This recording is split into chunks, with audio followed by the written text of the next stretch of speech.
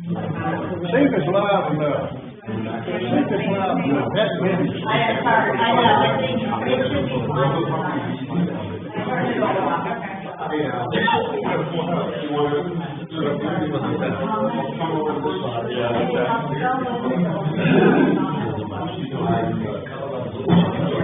Maybe there'll be something to put on the agenda, make it all loud. I put everything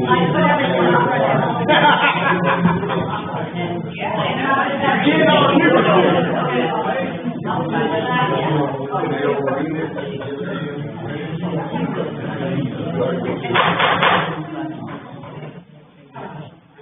I now call this May 5th, 2023 Board of Commissioners meeting to order. We'll have our invitation by Commissioner Wilson.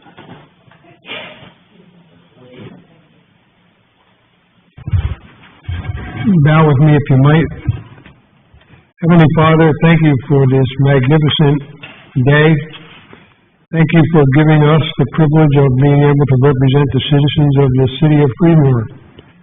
Let us be mindful in everything that we do that we represent the people of Creedmoor, not ourselves.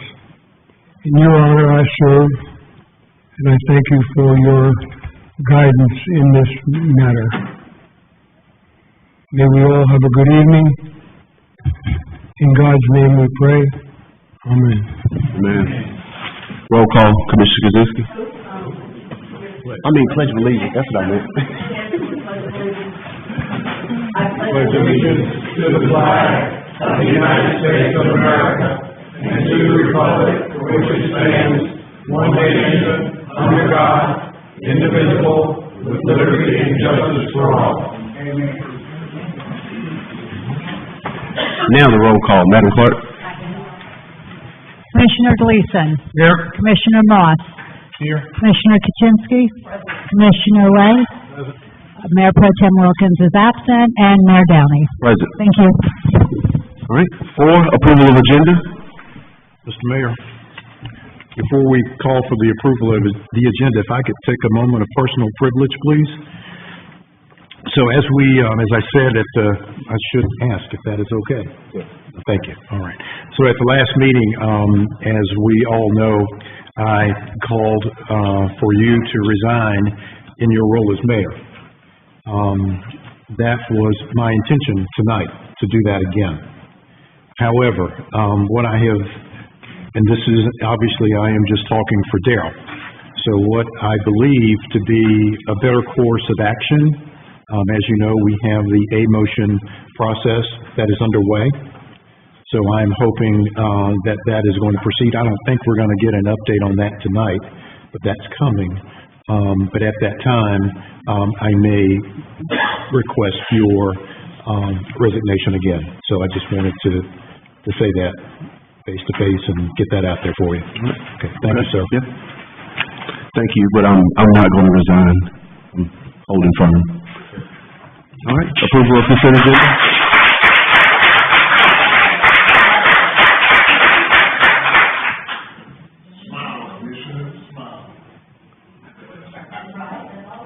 Is there a motion to approve the?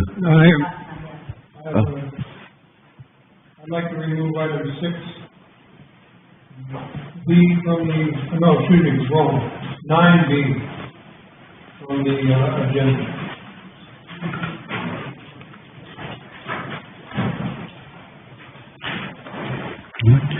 Will there be any discussion?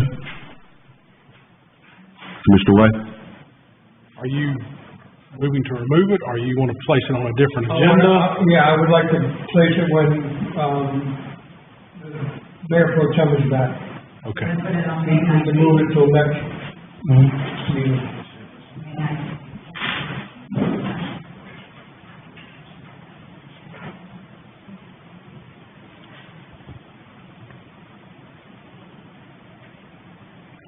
All right, so a motion to move 9B, designation of authority to represent the Board of Commissioners, to next meeting, May 19th. Any discussion? All in favor? Aye. All opposed? Motion carries 5-0. All right. we have approval of April 7th, 2026, and April 21st, 2026 Board of Commissioner meetings. You have to approve the agenda with the changes first. Okay, I'm sorry. Can we, is there a motion to approve the agenda with the changes? I make a motion that we approve the agenda with 9B removed. All those in favor? Aye. All those opposed? Okay. Can we call for a vote on the consent agenda? So moved. All those in favor?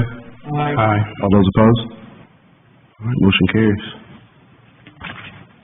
All right, moving on, 6, introduction, recognitions, and presentations. 6A, Miss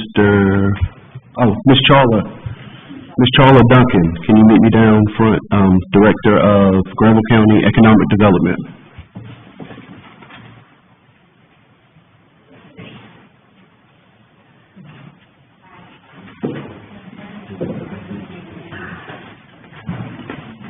Creedmoor, proclamation. The Board of Local Businesses is recognizing May 3rd through the 9th, 2026, as National Small Business Week in the city of Creedmoor, North Carolina. Whereas small businesses are the backbone of our local community, driving job creation, innovation, and community vitality in the city of Creedmoor. And whereas National Small Business Week has been recognized each year since 1963 to highlight the programs and services available to entrepreneurs throughout the U.S. through the U.S. Small Business Administration and other government agencies. And whereas the city of Creedmoor is committed to fostering entrepreneurship and supporting small business growth and recognizing their hard work, ingenuity, dedication, and their contributions to the local economy. And whereas the city of Creedmoor prioritizes collaboration among the Granville County Chamber of Commerce, small businesses, and small business technology development centers to strengthen local businesses support network. And whereas supporting small business contributes to the resilient local community and enhances the quality of life for residents across the community.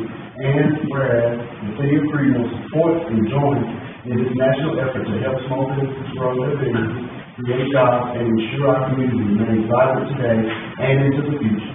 And whereas starting a business involves planning, making key financial decisions, and completing a series of legal activities, including conducting market research to find a competitive advantage for your business, writing a business plan that is the foundation of your business, choosing a business structure and decide what it takes to fund your business, picking your business location and consideration of local zoning regulations, choosing your business name, logo, and marketing strategy, registering your business by doing the federal and state tax IDs, applying for any licenses and permits required by your location, opening a business bank account to manage the finances and opening for business.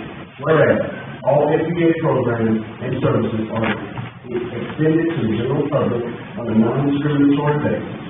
Now, therefore, be it proclaimed that I, Mayor Antoine Dillon, do hereby designate the week of May 3rd through May 9th, 2026 as National Small Business Week in the city of Creedmoor, North Carolina.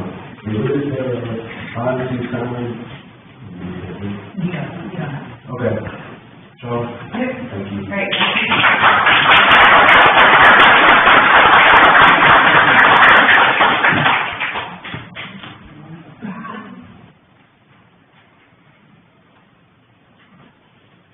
All right, we have the proclamation recognizing National Public Works Week as May 17th through the 23rd. Mr. Steve, can you meet in front?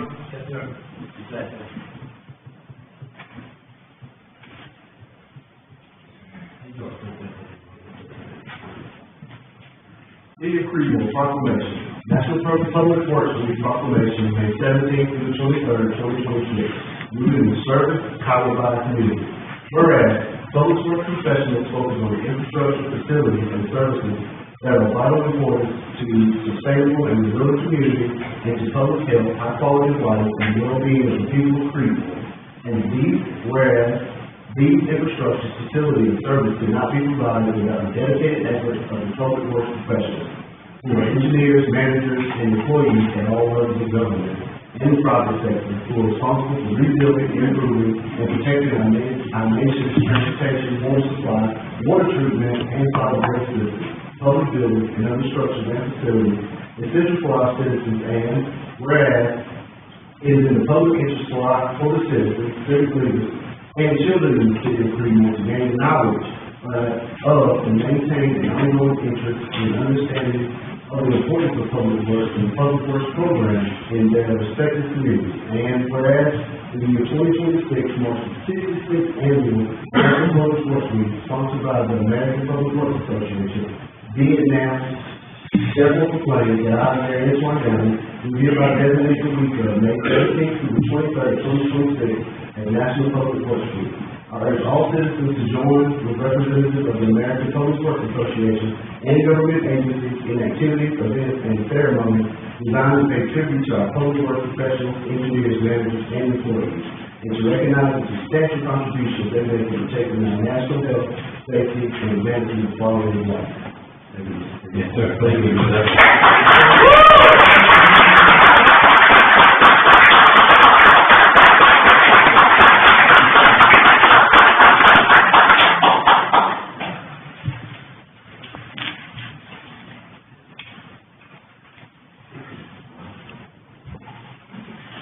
All right, next up is a request to address the board.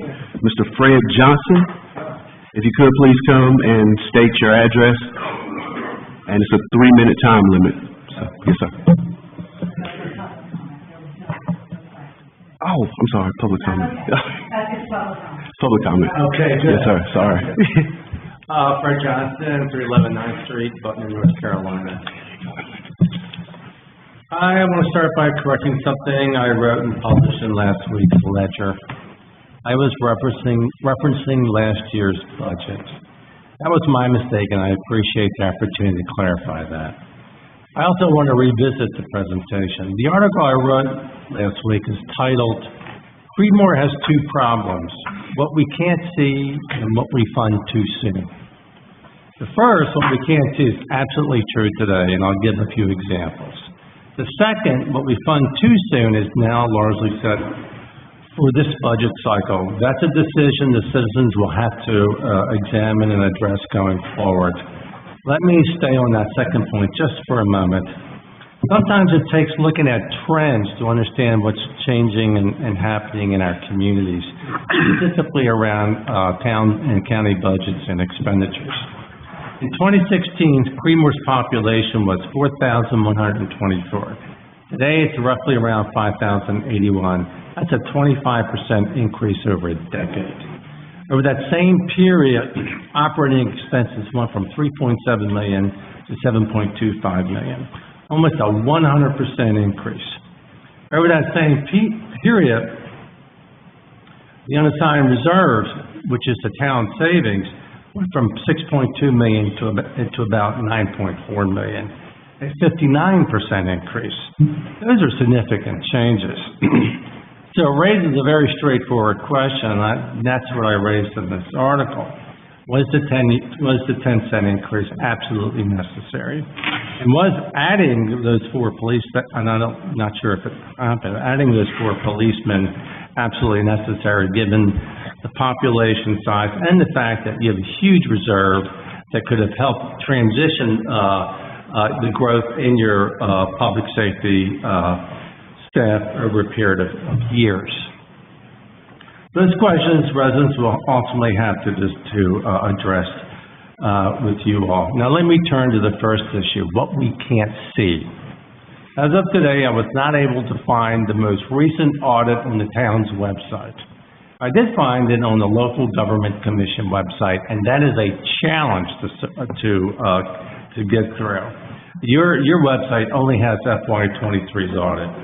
Most counties and many towns post multiple years of audits online, often going back a decade or more. I personally have read 60 audits, 60 county audits and about 40 municipality audits. In case you're interested, the total amount of unassigned reserves in 60 counties in this state is over $4 billion. Yeah, 30 seconds.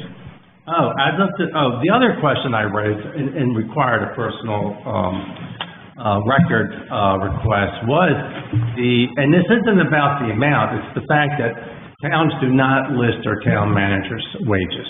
The town managers are public employees, and I was told I had to submit a request for record. And I think that really impedes people's participation when you're asked, when they're. It's time. Process. Thank you. Yes, sir.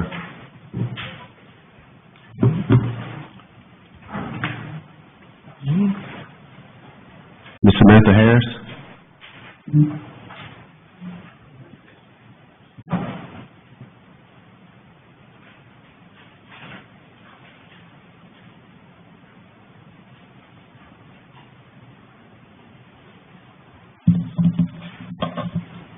Good evening, Good evening.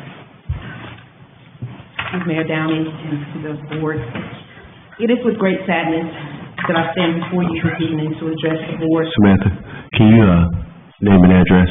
I'm sorry. You good? Samantha Harris, 2113 Orchard Court. It is with great sadness that I stand before you this evening to address the board and the fine citizens of Creedmoor regarding the status of our newly elected mayor, Antoine Downey. Obviously, many things have been said concerning his current situation as well as his past, some true and others fabricated. But what I'd like to address tonight is one, the manner in which his status was handled, and two, how do we even get here? Mayor Downey was recently stripped of all of his mayoral duties. According to the post outlining this process of having him removed from office at the citizens' expense of $40,000, somehow got changed to stripping him of his duties. I'm sure he was asked to resign from his resign from his position, but he chose to stay since he is an elected official that has admittedly made mistakes, a tremendous one at that. But instead of hearing from the people in a public forum, the board chose to make a decision as if you speak for all of the people. If the people voted for him, at least we should be able to have a say in how we decide to handle the situation. Personally, I think he should have at least had his day in court, since the last time I checked, innocent until proven guilty is the law of the land. Present all of the evidence to the people, and after it has been presented as evidence and submitted and presented to the court, then we'll see how this will affect his ability to perform as our mayor of Creedmoor. Admittedly, he has ethically and morally done wrong, but has showed this affects his entire tenure as mayor. If morals alone should affect elected officials, there are some, if not many, in higher offices than mayor that should not be in office at all. Secondly, how did we get here in the first place? If his candidacy was properly vetted, then his past would have been known to everyone. It is and has been a matter of public knowledge from the very beginning. There were many that stood shoulder to shoulder endorsing his candidacy and pushed him to become the mayor. But now, some of the same ones pushed for his removal. Is he not the same man that he was when he became the mayor? Is he not the same man when he became the mayor and made a mistake? Is he not performing his duties? Or is it because you didn't do your due diligence and homework to know what is going on in his past and now you feel some kind of way? Whatever the reason. 10 seconds. Yeah, I'm sorry, baby. I'm sorry. Well, I'll jump to the end. A good man falls. A righteous man falls 7 times, but gets back up again. The fall, may it be sin, temptation, or misfortune, the act of rising involves repentance, humility, and trust in God's mercy to overcome. Get back up. Dust yourself off. Move forward. And I'm sorry for going over my time.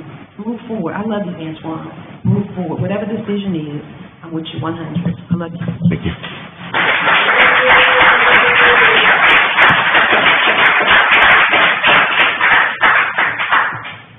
Ms. Deborah Folks, could you state your name and your address, please? Deborah Folks, and 445 Mayview. It was difficult for me to decide whether or not to come here this evening, and Mr. Mayor, city councilors, but I feel that it's time to speak up. I've been involved in recovery with people as a sponsor in meetings for 12 to 14 years up in Massachusetts in the Boston area, small town actually, outside of Boston, and have continued my work here. Recovery, sir, is a gift we give ourselves. I pray that you have the strength to work through your recovery. But I can also say that what we accept, we teach. You're head of this city. You're the mayor. Our children, young people, look up to you. And when they see that you have, I realize that there are some convictions that haven't happened for what you've been charged with recently, but you were an active alcoholic, sir, driving a school bus. That has to be something we look at, because responsibility begins at home. It begins with an individual. 13 years ago in Al-Anon, it was Al-Anon, and I also did ACOA. I worked with a lot of people in recovery. But as a sponsor, I saw many people who really, really, really wanted to recover, who wanted to stop drinking, stop taking drugs, what have you. But let me share a short story with you. In 1968, I graduated high school, and it was that summer that Robert Kennedy, Sr., was running for president. Just seen him in pictures out in California, coming off the stage, going back into the hotel kitchen, and his young son, 14-year-old Bobby Jr., was there with him. Bobby saw his father get assassinated, shot behind the head. He was there. He witnessed it. He became a drug addict. He drank a lot. 14-year-old Bobby Kennedy Jr. was hooked on heroin for a very long time. Now he talks about that recovery. He's head of HHS, one of the biggest organizations that are part of our government. And he talks about how he gets up every day, he brushes his teeth, and then goes to a meeting. Here's a man in his 70s who knows how to handle recovery. I urge you, sir, to stay in recovery, to keep at it, but I also ask you to step down, because it's a very difficult thing to do, at least in the first 10 years of recovery, to try and manage a position where people have to look up to you. And that trust was broken, unfortunately, sadly, and we send prayers. And I'm just asking for your resignation, sir, to avoid the fact that the city will have to ask you to step down and encounter a legal interaction, which would cost us a lot of money that we could use for other things that children need in the town. Thank you. Thank you, sir. I really appreciate your service, and God bless. Thank you.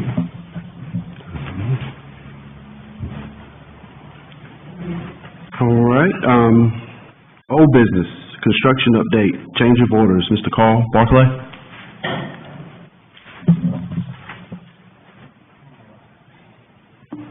Figure it out.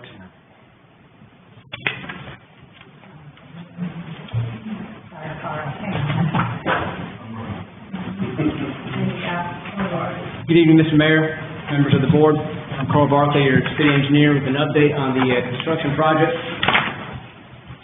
And the purpose tonight is to present the board the status of the utility relocations, construction activities that have been completed, and the change orders received today, including their effect on the budget and schedule. So the utility relocations, Duke has removed the parking lot light that that had to come out. They've also discovered that the service line for this building is in conflict, so that will be relocated in the next couple of weeks. Spectrum's relocation plan has been completed, and they expect to complete the relocation in a couple of weeks. Pretty minor stuff. Frontier has the most complex relocation. They have a major trunk line that comes into Creedmoor, and it transitions from an overhead line to underground duct banks within our project. And both the aerial part and the underground part are in conflict. We've reached a tentative agreement with Frontier, and relocation is expected mid-June, but I stress it's tentative at this point. MLB was able to revise their construction sequencing, so instead of doing the site work first, they're working on the building first, so it's not holding us up currently.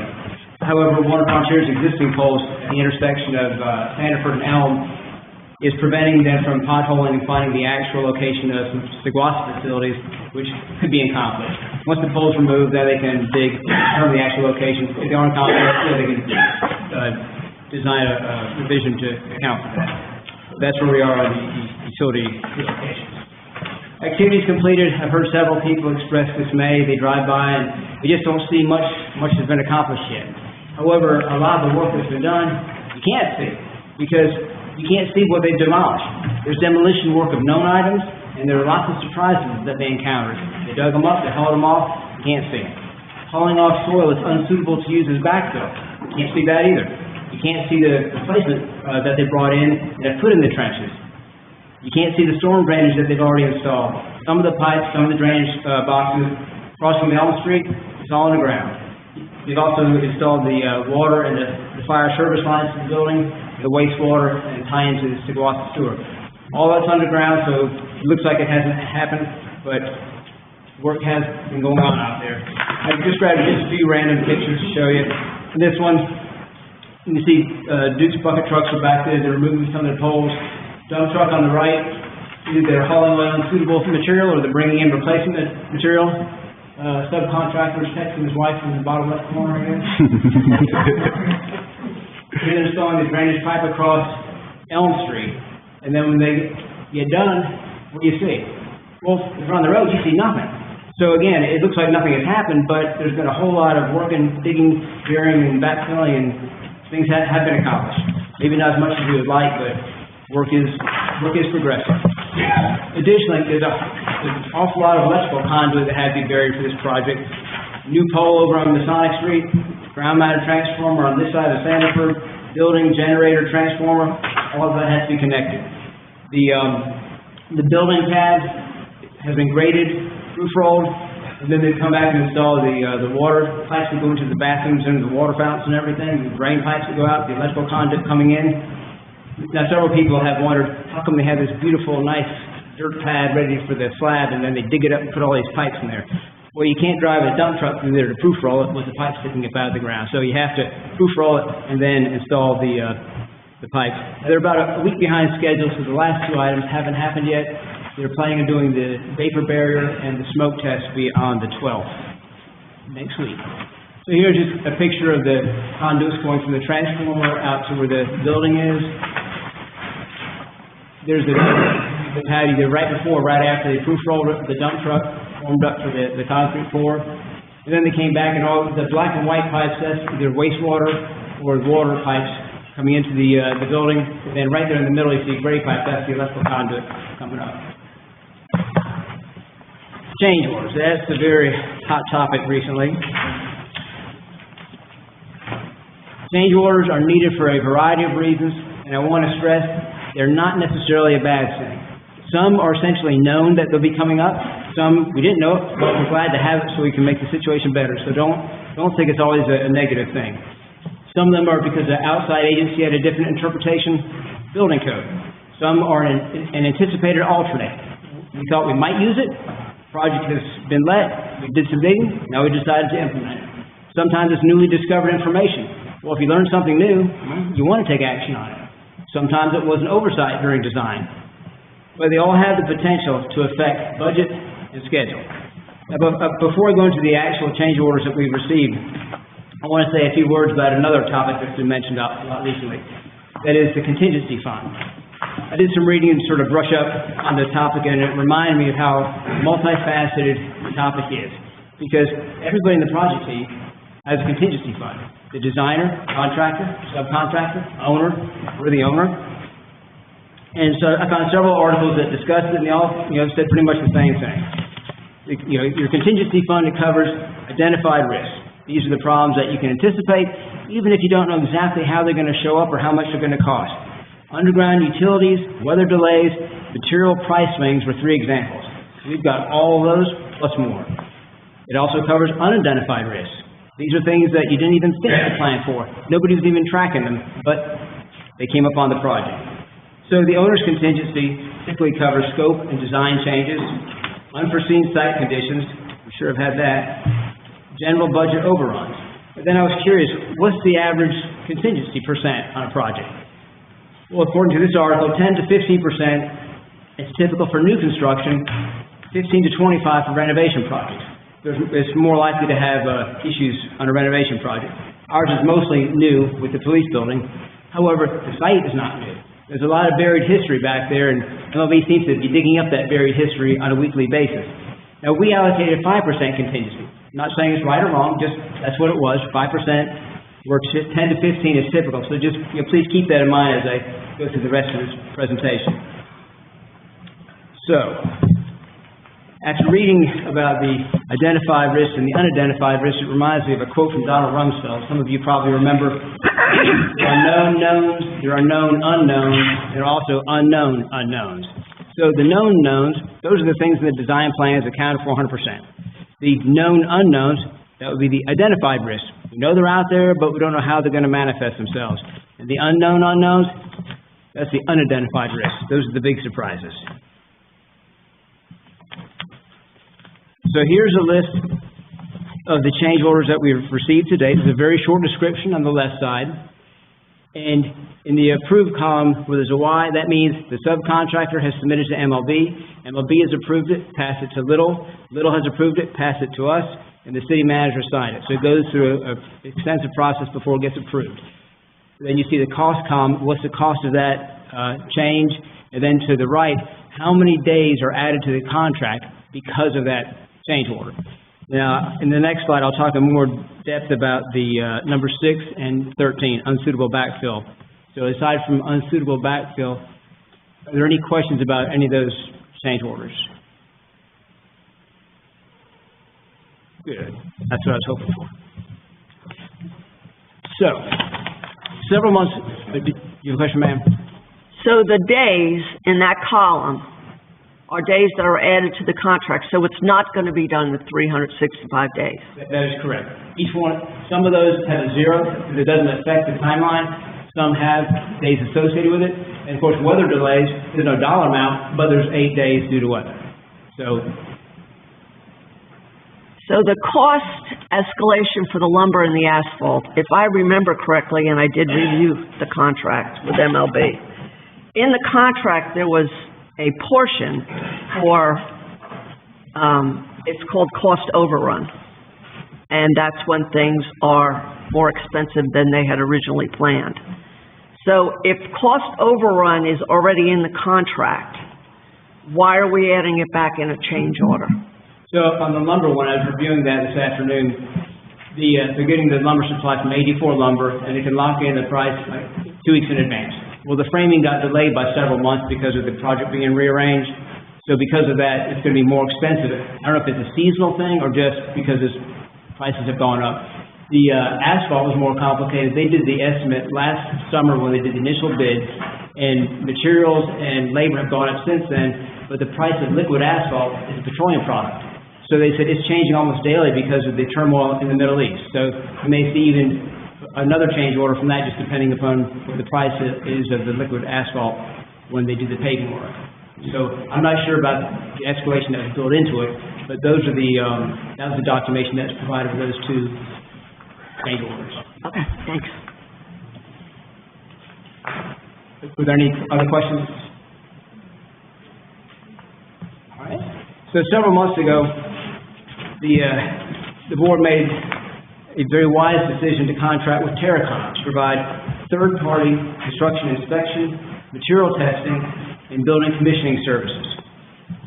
So every time there's an excavation on the job site, they test the material to see is it suitable to be used as backfill. If it's not suitable, then they measure the trench so they know the volume of material that is needed to come to the quarry to replace that material.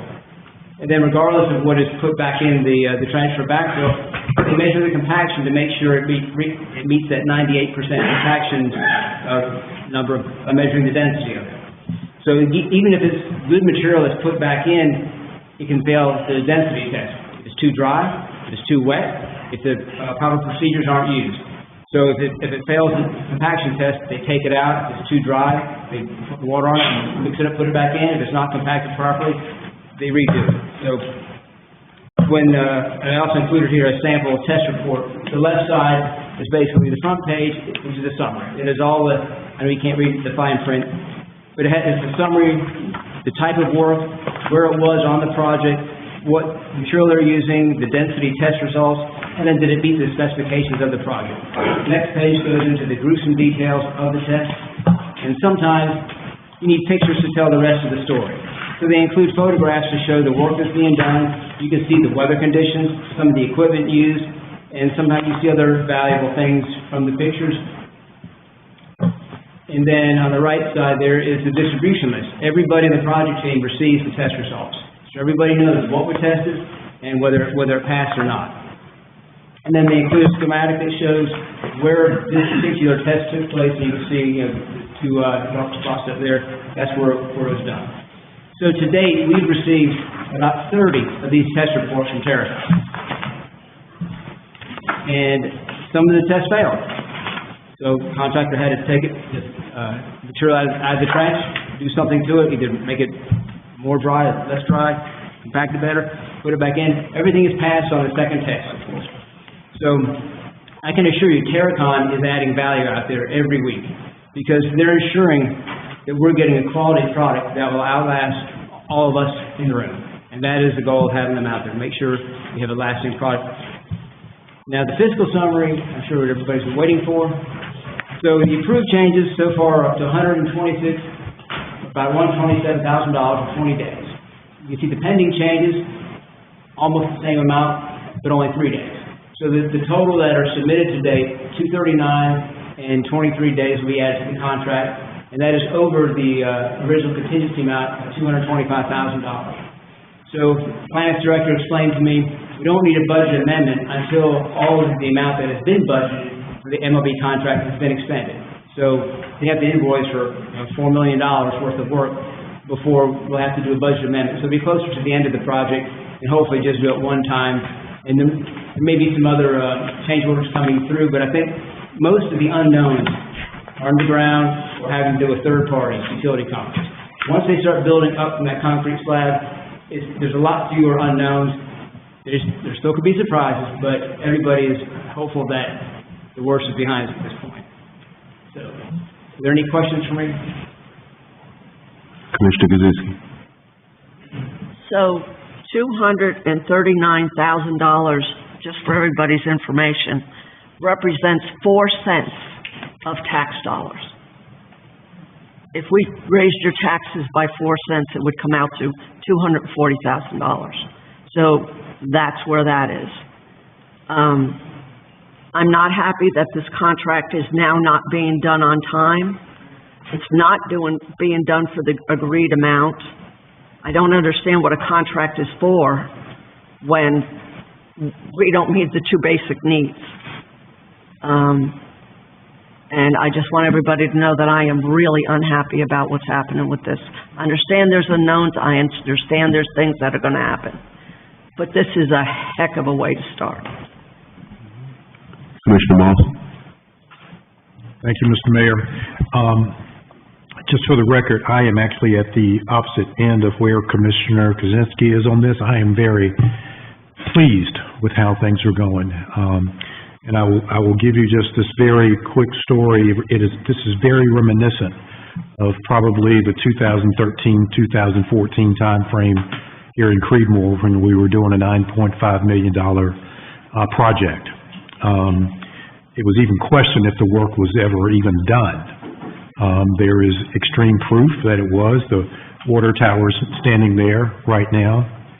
And during that project, we reduced the number of sewer lift stations from 12 to 6 for environmental reasons. We replaced or repaired 30-plus miles of water and sewer line in Creedmoor. And the reason I say this is because, with the exception of the water tower that we can see out the window here, all of that work was done underground. And that is what I've been monitoring. I don't look at it every day, but I do look at it multiple times a week or several times a week, and can attest to the fact that there's been a lot of work done.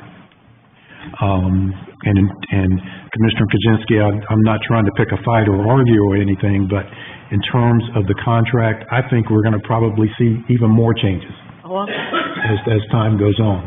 So we need to brace ourselves from that, or for that rather, on this project. I think it's a worthwhile project, and, I'm very pleased with how things are going. Thank you. Commissioner White? The unsuitable backfill material, is that the hauling away of whatever dirt they found and bringing in the rock? Yeah, so if they take out material, if it's not suitable for backfill, either too much organic material or just the particle size, you can't compact it properly, then they have to dispose of it somewhere. And then I think most of the replacement comes from Sunrock Quarry. So what have they found when they were digging? Did they find any surprises? Oh yeah, there's mystery conduit, there's a 2-inch metal conduit from under the generator, and they walked around it for a month or two. What is it? Just investigating, calling this utility, that utility, asking Steve, nobody knew what it was. One day they finally got the nerve up to cut it, it was empty. But the manpower that was lost, wondering, worrying what's in that 2-inch pipe, it was just ridiculous. They found some other pipes out there, either a cistern or well, some relic from the railroad era. They haven't decided if it's truly incompetent or not, but they found it, and everybody has to gather around, and it just takes time to investigate and ask questions about it. There's a bunch of smaller water lines and sewer lines out there. They think that when this building was constructed, that the workforce had like trailers or something back there, or campers, and just weird stuff that they're digging up, and they just have to be careful. It could be a live wire, it could be telecom that's being used, so they can't just rip it out without investigating. It's caused a lot of slowdown. Commissioner Gleason? You started by saying that our contingency fee on this was 5%? Yes, sir. And normally, it's 10 to 15%.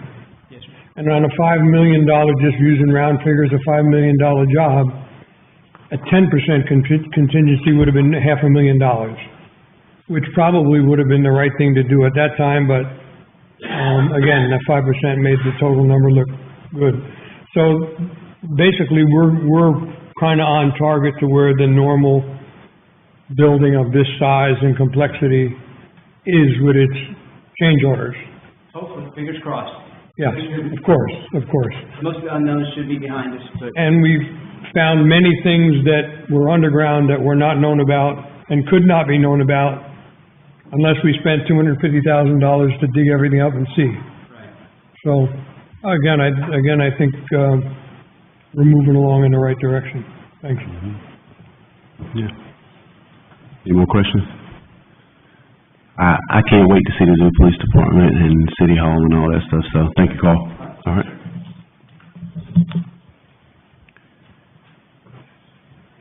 Number 10, new business, planning board applicants. Madam Clerk? Sir.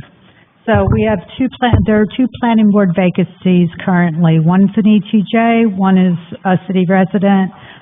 We put out a notice that we were looking for applications. We've received 2, both of which the board had attached to their agendas. I believe both applicants are here this evening, so it's at the board's pleasure if they want to ask questions of the applicants. Mr. Grindstaff and Mr. Roberts. Do we have any questions? Should we bring them up to the front? I don't believe Pat Robertson is here. Oh, we did No, not. I don't see Pat. I could not see. I had let him know we were going to talk about this tonight, so. Okay. Yeah, I didn't. Do we call Carl up to the podium, or do we have any questions for Mr. Carl? You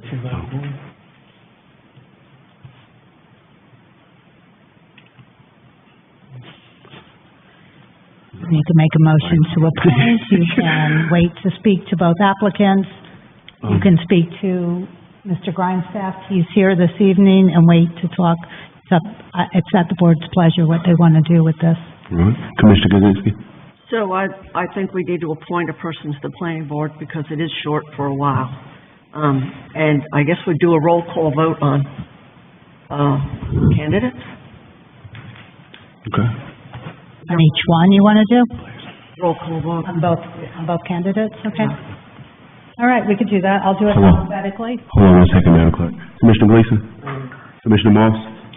I was gonna make a motion that we appoint both of them and be done with it. One's not an ETJ. I know, Pat. One's not in the ETJ. No, we only have two vacancies, one ETJ and one in-city, so both Okay, I got you. applicants are in. Okay, I'm sorry, I misunderstood. Neither is an ETJ. I misunderstood. Otherwise, it'd be easy. So Commissioner Kozinski. I make a motion that we appoint Mr. Grindstaff to the planning board. All right, it's been a motion to appoint Mr. Grindstaff to the planning board. Is there any discussion? Mr. Grindstaff has attended all the city meetings for, oh Lord, over a year that I'm aware of, might have been longer than that.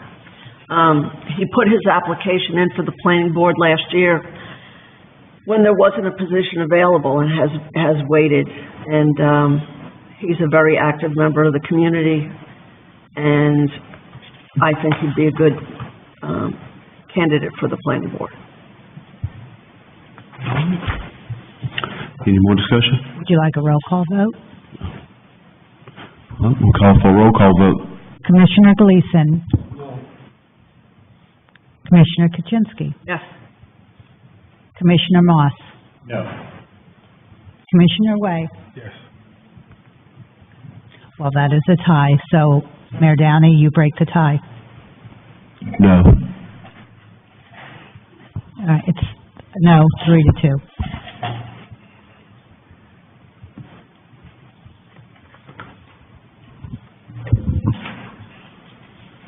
All right. For the record, Mr. Mayor, Mr. Robertson did just walk in, but he lives in the city, not ETJ. Yeah. So where do we go from there? So we could do another vote to appoint him if you, it's up to you guys, up to the board. Mr. Robertson. Sure. I'll make a motion that we appoint Mr. Hugh Patrick Robertson to the planning board. It's been a motion to nominate Mr. Robinson to the planning board. Any discussion? Roll call vote. Commissioner Gleason? Commissioner Kuczynski? Commissioner Moss? Yes. Commissioner Way? Vote carries 3-1.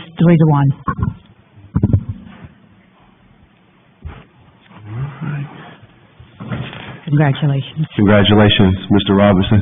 Yes, sir. Congratulations.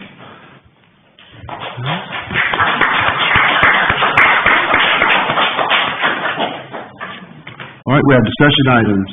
Introduction of text amendments. Mr. Dallas Barker.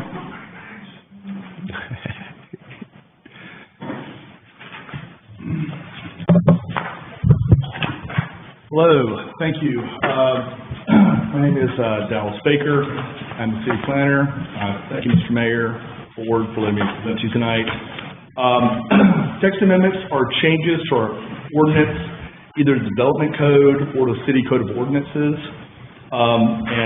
This presentation, when I gave it to the planning board back in April, was an hour and 30 minutes. I've been told I have 20 tonight, so here we go. Make sure everything is working here. Grab some quicker. Alright. So, you've seen this before, fall 2025, we did the same process. It is an ongoing process. We're trying to do this twice a year, one in spring and one in fall.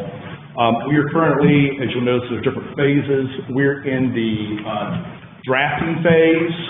We have done an informational presentation to the planning board, making an informational presentation to you tonight as well. We're not asking for any votes, although we may try to collect some information from you, kind of take the temperature and see how you feel about some of these issues. Our next steps are we're going to go back to the planning board with our drafts. So currently we're in research, gathering input and drafting. We're going to take those initial drafts to the planning board for their consideration to send a recommendation to you, and then hopefully we'll be bringing this back to you June 16th. Moving along, here's what we're actually going to talk about tonight. So first, there are 4 amendments we're looking at. The first is body art in the Main Street District. The second is in relation to data centers. The third is special event permits. and the fourth are the state mandated updates due to state legislation passed by the General Assembly, bringing us into compliance. So I'll begin with body art. Body art refers to tattoos and piercings. This was a applicant-initiated text amendment. We had the Artistry Collective, it's a local business, brought us an application, paid their fee, and said we would like to change the city code. Currently, body art is only allowed in the C-15 district and by conditional zoning district.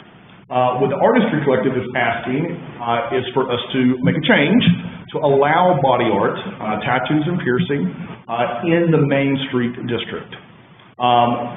I have a picture of a Victorian-era swimsuit.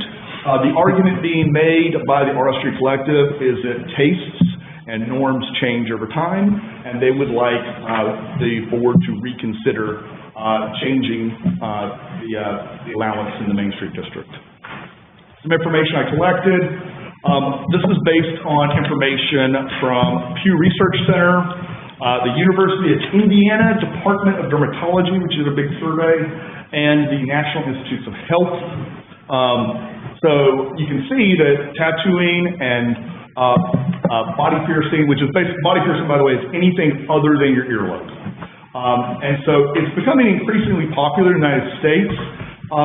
These percentages are for the total population of the United States. So for example, more people have body piercings than are left-handed, and more people have tattoos than drive a truck. Now, we have a lot of truck drivers around here, but it's like an oatmeal cookie. Different parts of the country don't have as many trucks. And tattoos and piercings are more popular in different parts of the country. What's interesting, though, is how this changes with generations. So it's very popular with younger generations. The group that has the most tattoos and body piercings are women who are in Gen Z, about age 25. 56% have a tattoo, 72% have a piercing other than the earlobe, with the belly button being the most popular. And reasons for tattoos usually are things like remembrance, 40%, it's rest in peace grandma, celebrations or commemorations of life events, birth of a child, graduation, a wedding anniversary, and then also for things, one of the ones I didn't realize was things like concealment of scars is often a use for tattoos.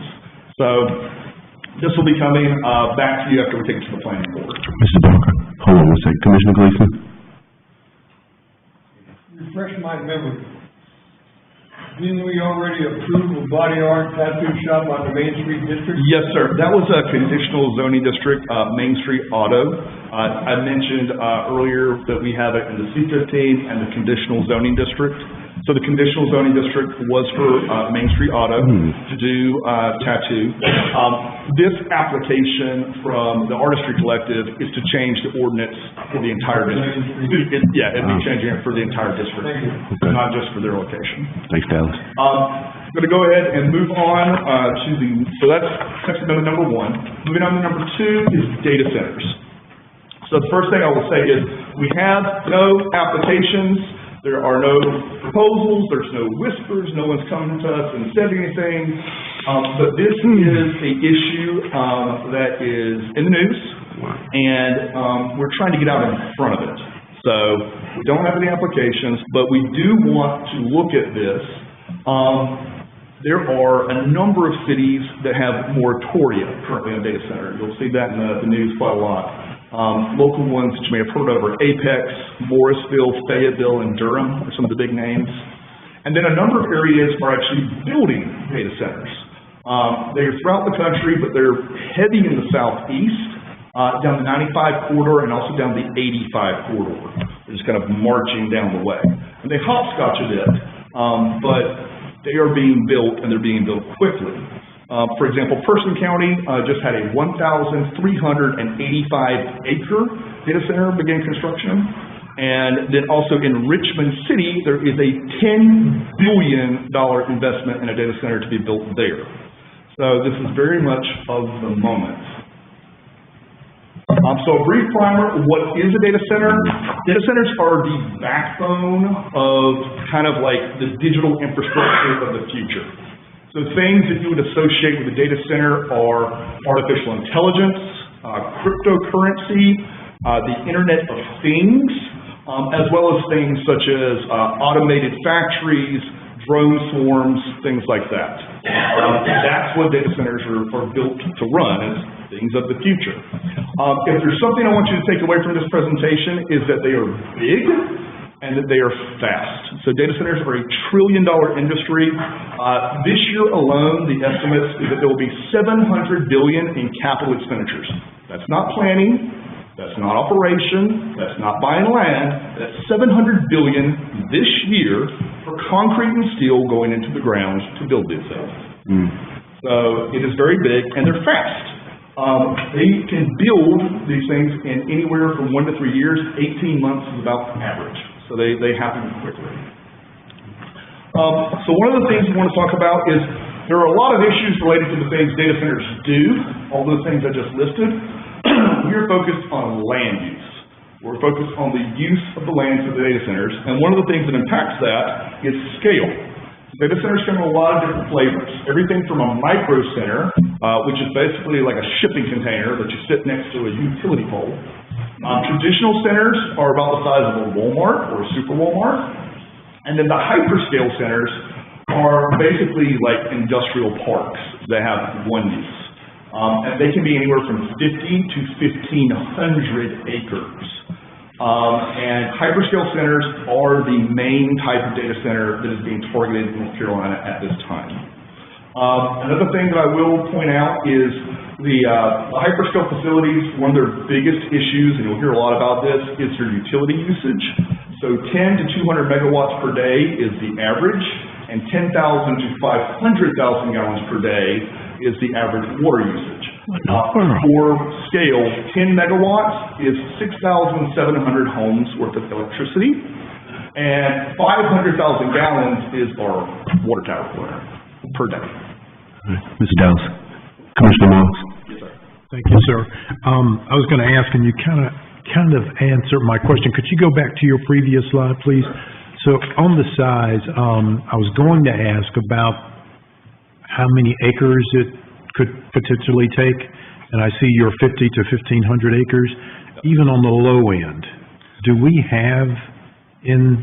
We do have some we do? plots of land. So here's the thing. They literally have billions, like hundreds of billions of dollars to build these things. It doesn't matter if we have a parcel. They can buy 20 parcels at a time. Like, no problem. Okay. they can buy the land they want if they can find it. Okay. Even if we don't have one parcel that would be big enough, they can just buy a whole bunch of them. Okay. And again, I know I'm probably asking really stupid questions here, but even on the micro data center, and that's the size of a shipping container? Usually about the size of a shipping container. Could they like do, let's see, what's the word I want to use? Just kind of play hopscotch and put one here, put one there? So there are, those are called clusters. So they do have clusters of micro centers. That may be a technology that gets rolled out in the next year or two. Over time. They are developing those mostly for urban centers. And these micro centers are usually used to boost service in areas where you have a lot of users at the same time. Frequently for military bases, next to things like sports stadiums or university campuses, where you have a lot of users concentrated in one place, they'll put a micro center to boost basically the signal, kind of like you would like a cell phone tower that's getting a booster or a booster station for transmission. Okay. And I know you said you were trying to get out in front of it, which I agree with. Yes, sir. Have there been any discussions with our friends at Seguasa if they are able to serve something like this? We have not got that point yet, but I will address that next week. Thank you. Commissioner Gleason. Oh, I'm sorry. Yes. And again, I'm glad we're doing this. My company we have a data center in New York. Yes, sir. On Thursday. It's about the size of 2 of these rooms. And it's used for business applications, small businesses, municipalities like our municipality. It's green. So the bottom line is it's a good thing that we have some kind of zoning for it, but there are cases where I just don't want somebody to hear the word data center and things like what's on the news that you're gonna take all our electricity, water, and whatever. There are still small business operated data centers, so. Yes, sir. And again, that size of scale is important because a micro center like a shipping container, okay, who cares? You know, shipping container, wherever. That's not a big The deal. only thing you have to worry about is noise. Yes. Noise, vibration, are two of the bigger concerns, and we'll get to that. Dallas, I have a question. Yes, sir. Does Creedmoor have any state land? I mean, because we wouldn't have any say-so whether the state, because I know Rundle County has a lot of state land. I'm looking at my boss. No. Federal land, Corps of Engineer land, but not state. Okay, all right, yeah. All right. So, data center. So the pros. There are pros to having data centers. And a lot of jurisdictions have actually embraced them. Notable ones are Loudoun County, Virginia. And we have a data center kind of corridor in the western part of the state, centered around Catawba County. And so those areas have said, we love data centers, we want the jobs, we want the tax revenue, we want to be part of the future, come and build it, please. And they actually have policies to attract data centers to them. Our state is one of several states that offers tax incentives to try to get companies to locate data centers here.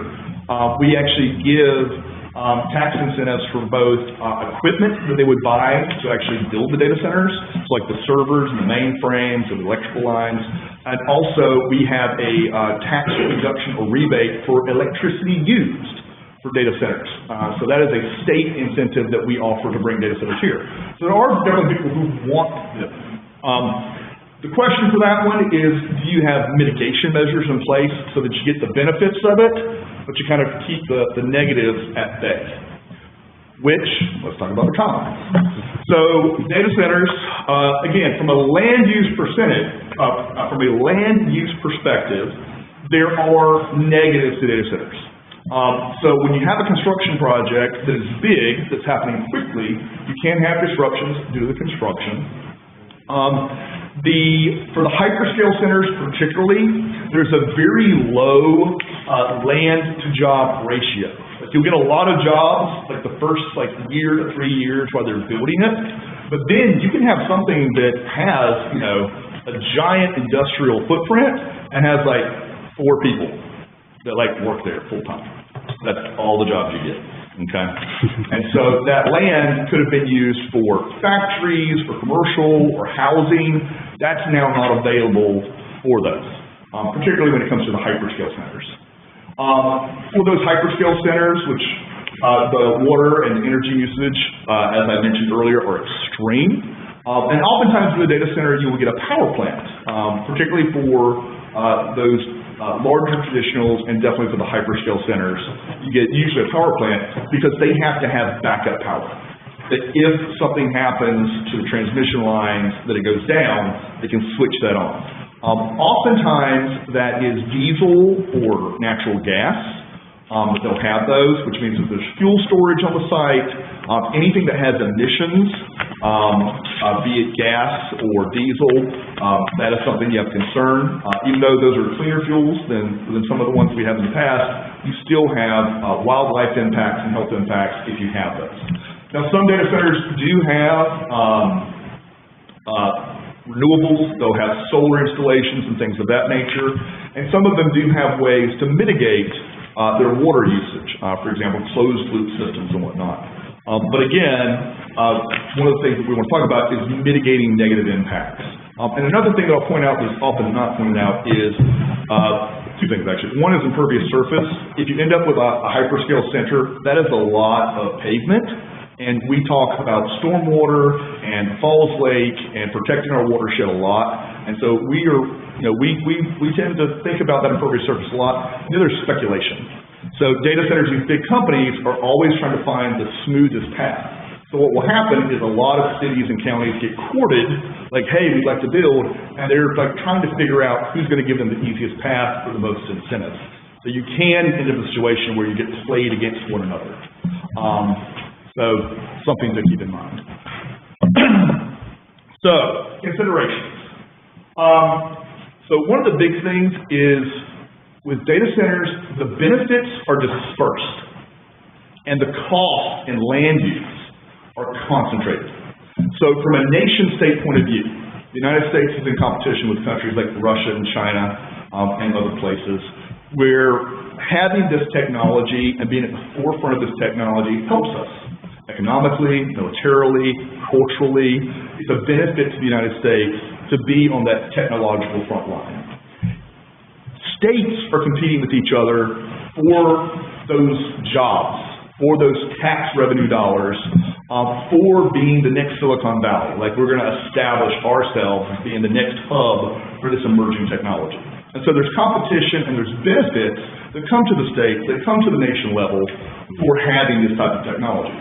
However, the negatives are oftentimes very concentrated to local communities. And so the local community is the one who has to put up with the construction noise. They're the one that has to worry about our land and resources being used in the best possible way. There are trade-offs we have here. We're looking at the experience of other municipalities to try to figure out what is the best approach for us, whether we want to encourage this, like places like Loudoun County and Catawba County, discourage it, which some of the places that have moratoria are looking at, maybe they don't want data centers. Tarboro recently was able to stop a data center from being built there. Or do we look to mitigate? And the process we use will matter a lot, whether it's an administrative process, a special use permit or a quasi-judicial process, or conditional zone, which is a legislative process. If it's a legislative process, then there's a worry of having consistency, because maybe we treat one applicant different than another applicant. And those tend to be very loud public processes. If you use a quasi-judicial, the public's actually frozen out, because only experts can take part in that quasi-judicial process. And then there's the administrative process, which we'll get to in just a little bit. And I will say that this is part of a historic shift. Like, we are living through a time now where this technology is changing the world. It's changing the economy, it's changing society in ways that are fairly profound. And so we're kind of just on the front edge of that wave. So there is urgency on our part. And part of that urgency is what was alluded to earlier, that we want to figure out our approach so we can talk to our neighbors. We can talk to Seguasa and Butner and the county and kind of coordinate so that everybody's kind of on the same page. Because that actually helps us as a region to get the best fair shake should something like this come to us. So the approach that we're looking at, based on input we've gotten from the planning board and from staff's research right now, is we think an administrative process where we are permitting data centers with additional standards is probably the best approach, and that would be a balanced approach, where these things are allowed. And one of the things I should point out is we cannot prohibit any type of use from taking place in the city. Every kind of use that's out there has to be able to find a place in our city. So we can't just say no for forever. What we can do is figure out if this should come to us, where can we put it, and how can we best protect our citizens. So some of the things we're looking at is having a permitted use with additional standards and having high standards. So things like buffers, things like setbacks, addressing things like light pollution, noise pollution, vibrational issues, looking at ways to kind of minimize or mitigate resource consumption and try to get the benefits if something like this should come to us while mitigating the negatives. That specific language is currently still being crafted. We're currently using Urban Land Institute, American Planning Association guidelines. We have been in conversation with the School of Government. I actually spoke with Adam Lovelady, who is one of the professors at UNC Chapel Hill just last week, and spoke with him. And we're looking at other locations to kind of different cities and counties to kind of find those best case ordinances so that we can pull the best things from them. All right, I'm going to move on from data centers. We're going to the next one. Special event permits. So a special event permit is a permit that we issue anytime there is an event of public interest where we're anticipating 100 people or more, basically, anywhere in the city. And so we issue these both within the city limits and the ETJ, because we have development authority, we have land use authority, both within the city limits and within our extraterritorial jurisdiction. The tension is our police power, our police authority, is only within the city limits. So we can issue a permit for a land use, for a special event, and do all the land use things, like you gotta have bathrooms, and you gotta have trash, we need a security guard, and you guys have to have a first aid tent, and, have a parking area. But if there's bad behavior in the ETJ, our police can't go and police that. Instead, we count on the sheriff to enforce that. So that's where the tension gets. Well, we can give the permit for the land use, but we cannot police the behavior in the ETJ for these types of permits. So here is the choice. There's a hands-on approach and a hands-off approach. The hands-on approach is what we currently do. Currently, this is our process. Someone comes to us and says, I want to have an event in the ETJ, it's going to have more than 100 people, and we have a form they fill out, and we say, show us your bathrooms, show us your trash, show us your parking, here are your hours that you're going to have the event, you're going to close down at this time, you have to have a security, you have to have a security plan, and you have to have, first aid plan, right? You're going to have all that stuff set up. We get that from them and have them fill it out, and then we see that they have all those things, and we check it off. And then we inform the sheriff that an event's going to take place. And the enforcement in the ETJ is up to the sheriff. The problem there is that sometimes that communication is not as good as it could be. So if we want to continue this approach, which is our current approach, this is what we have written into the ordinance now. This is the practice that we currently do. If we want to keep this, we're recommending a memorandum of understanding between the city and the county to strengthen that process and clarify the roles and make sure that that communication is happening well. That we have the right things in our application, that we're calling the right people, and we're all doing that in a timely manner, and they know what to expect from us. The other alternative is the hands-off approach, where the city stops issuing the permits in the ETJ for special events. And we just step back. The worry being that if we give a permit for something and somebody throws some event, and because we cannot regulate the behavior, someone does something at that event that causes a problem, then we may have liability come back on us. And so this might be a way to just wash our hands and say we're not going to issue the permit, and if something goes wrong in that ETJ, then y'all will call the county sheriff, just like you would for anything else. And we're just not involved in permitting that. So. Mr. Dallas. Yes, sir. Commissioner Kozinski. So Dallas, we issue a permit, tell them to do all these things. Something goes wrong, we send the sheriff. They can't enforce our... We don't send the sheriff. Well, somebody calls for the sheriff. Yeah. They can't enforce our permits. No, so this is the difference. Our permit that we give is for land use. Okay? The sheriff is enforcing behavior. So behavior and land use are different. So a land use violation would be something like, hey, y'all left trash at the site after your party. We told you to have a trash bin, and you didn't bring a trash bin, and you left the trash there. We would write a letter to the landowner, clean up your trash because you're in violation of your permit. And we would put it in the mail, and in a couple of days they would get it, and if they didn't do that, then we would issue them a fine. Okay? The behavior would be like, we told them to close it at 8 o'clock, you're done, and then after 8 o'clock, people are still hooping and hollering, and then they're disturbing the peace, right? We don't enforce that. Our police can't enforce it. City planner's not going to enforce it. It would be the sheriff who enforces that. So the situation you were talking about with the trash, we send them a letter with a fine. Yep. Who cleans up the trash? They do. What if they don't? They keep getting fined. So the trash still stays there and they just keep getting letters. Yep. There's no way to enforce it at all. I mean, the or enforcement, on our part? the enforcement is that Well, the enforcement could, littering is littering is behavior that happens in the moment. Yeah, in the city limits. In the city limits, we can send the police to enforce things, but we can't. we can enforce littering laws outside the city limits. We can't. The sheriff can enforce littering laws outside the city limits. So would we ask the sheriff to go enforce the law on that? Have we spoken to our attorney about any of this? We have No. sent these text amendments to the city attorney. Okay. They're looking at the draft.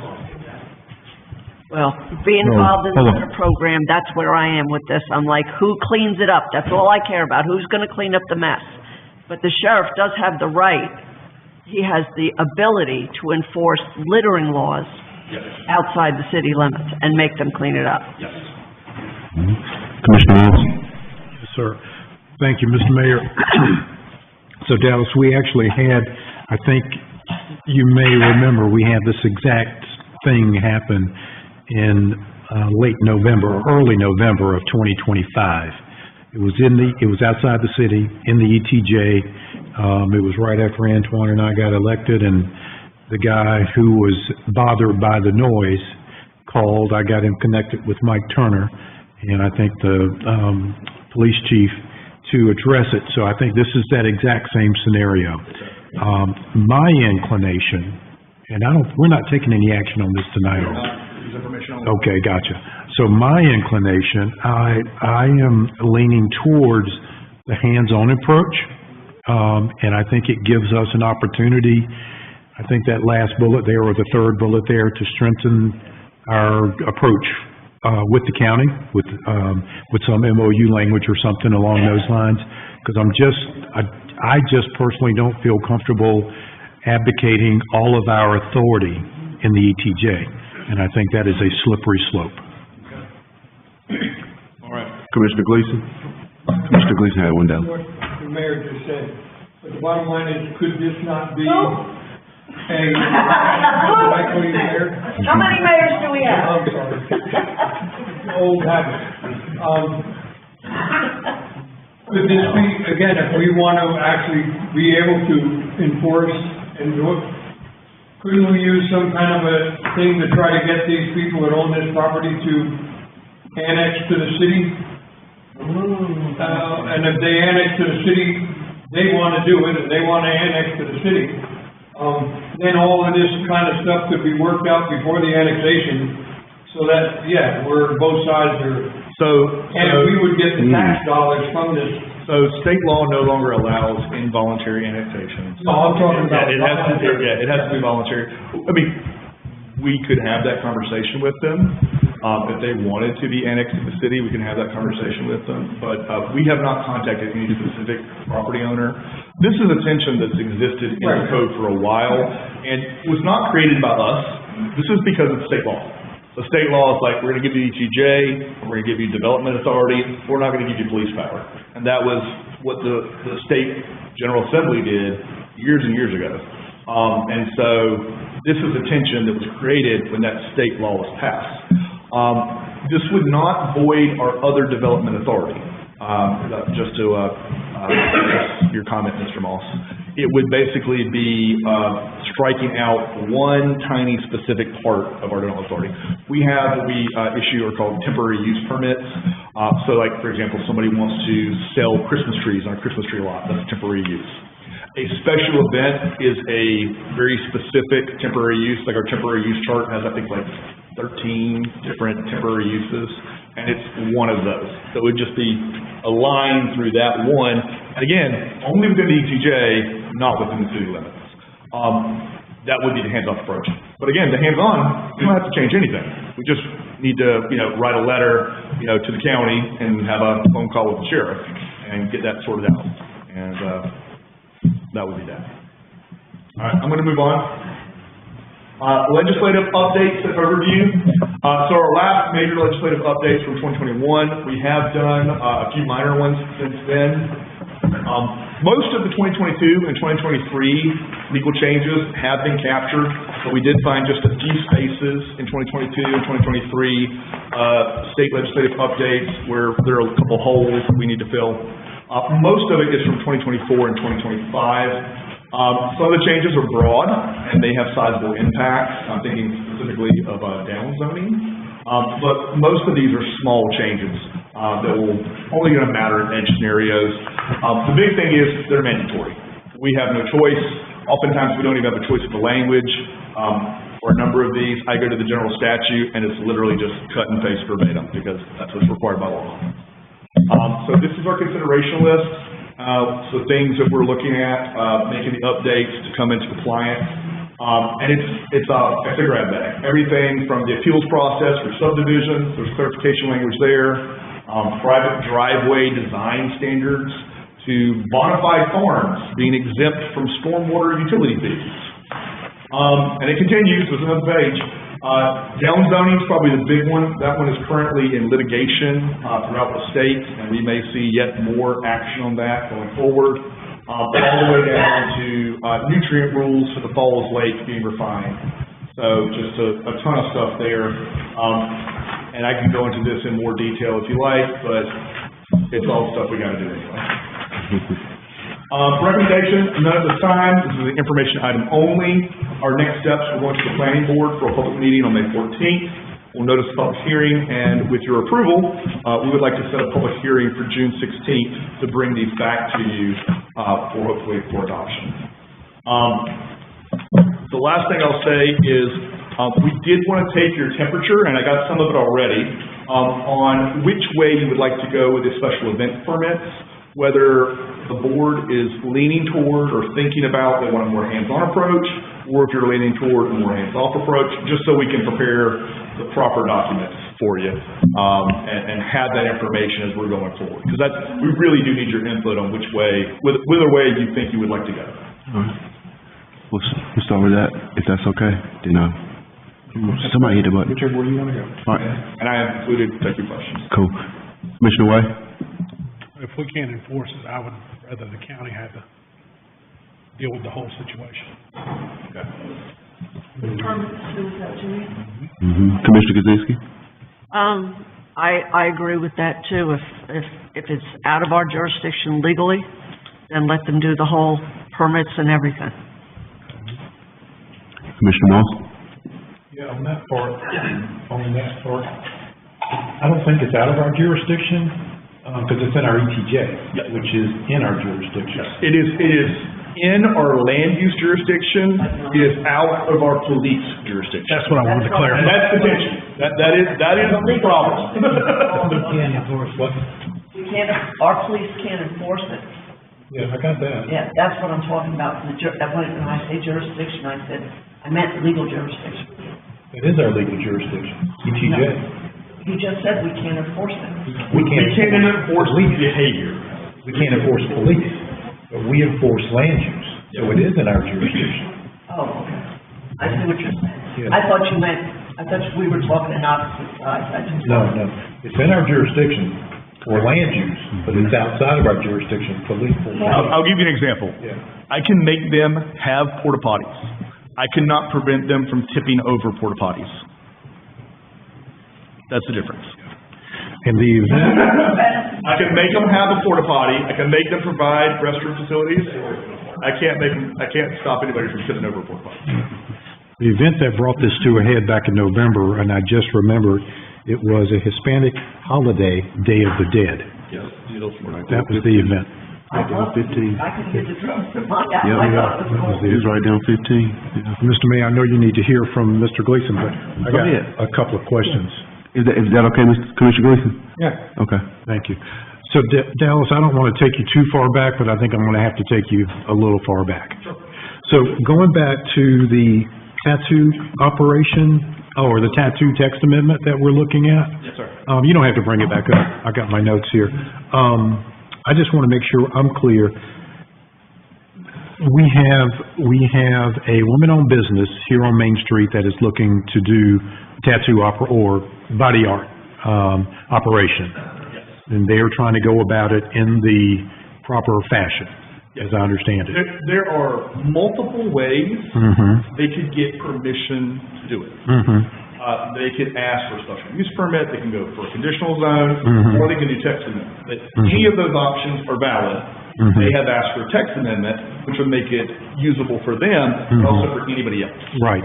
And that's the way they're trying to go? That's the way they have approached it. Okay, gotcha. And All it's right. initiated not by staff, not by, anybody within the city, that was initiated by them.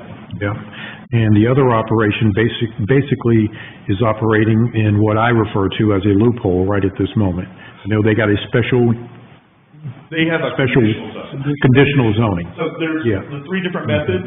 They went with the conditional zone, and these ladies are choosing a different option. You're right. Okay, gotcha. All right, so that's number one. Number two, And all of those are legal, and all of those are valid. Gotcha. None of those are legal. Okay. There's just the different means you can go about you can skin the cat in different ways. Yeah. They have chosen two different ways. yep, I will apologize for using the word loophole. That was not fair. So let me transition over back to the data center issue. Yes, sir. And for me, the thing that bothers me the most, and I say this because it's how I feel about ICE detention centers, I think at the end of the day, it changes the character of our community. That's how I kind of see it. And so that'll, I would say, sir, to just respond to that real quickly, I think it would depend upon the size. The one that we're most worried about is a hyperscale center. A more traditional data center, it would still be an impact on our community if we had a 1 or 2 or 3 acre, center. The micro data center, I don't think we would care particularly much about unless it was a noise or a vibrational issue. Sure. It's more the hyperscale, and the reason that I'm most focused on that is that's what's being built mostly in the state. In more urban areas, they do tend to be smaller, and they have what they call cluster development. Well, they'll have like a small one here, and a small one here, and a small one here, and a traditional size here. The hyperscale centers tend to be aimed towards more rural areas, particularly county unincorporated areas or the edges of small towns. And particularly, they want to be located near major highways so they can move construction material in and out, near electrical transmission corridors, which we have one near us, and near areas that have water resources. We don't have a lot of water right now, but should Seguasa do their thing, there would be water available. Yeah, and I didn't complete my thought. When I said change the character of the community, I should have also included for the worse. That's just how I kind of see it. That being said, on the positive side, because we don't, I believe, have a lot of revenue generating opportunities, it's something that I do agree that I think we do need to look at. So, my last thing is on the, what was that going to be on? It was on the, oh, I know. This is a question, and this may be more of a Mike Frango's question. Are we still under the SIBDA or the special intensity bonus density allocation for impervious surface allocation? That's gone away? That is gone. So that is, that took all of that out of the equation. So that's a kind of a positive, but maybe not really, but I got you. Okay. All right. Thank you, Dallas. That's it. Thank you. Coming back to Commissioner Gleason. All right. My question is maybe due to a little ignorance, because I drive all over here, and I'm not sure where I cross the city line into an ETJ when I'm driving on one of the roads. And I have no idea if there's a church that's just outside our city limits now, and if they're going to want to have a special use permit, and we're going to say, well, we don't allow special use permits or whatever in ETJ, that's going to cause a problem. So there are nonprofits, there are organizations that certainly would be impacted by this. So, maybe. I'm sorry. Let me clarify two things. One, and this is just a point of technical clarification. Special event permit, not special use. Those are two different things. Special event. Yeah. And the second thing is the have a revival, and they're gonna put up 5 tents and a parking lot. Yeah. This does not prohibit them from having a special event. It just keeps us from having to issue a permit. So if someone wants to have a party, or they want to have a revival, or whatever it is, they can still do it. There's nothing that legally prevents them from doing it. It's, they don't have to come to us for a permit first. We're just not in the loop. An open question, I guess, for both. It wouldn't be required by the county, emergency management to have to test. Yeah. Yeah, but the county's ordinance, I don't know the county ordinance. They would not have land use authority in the ETJ.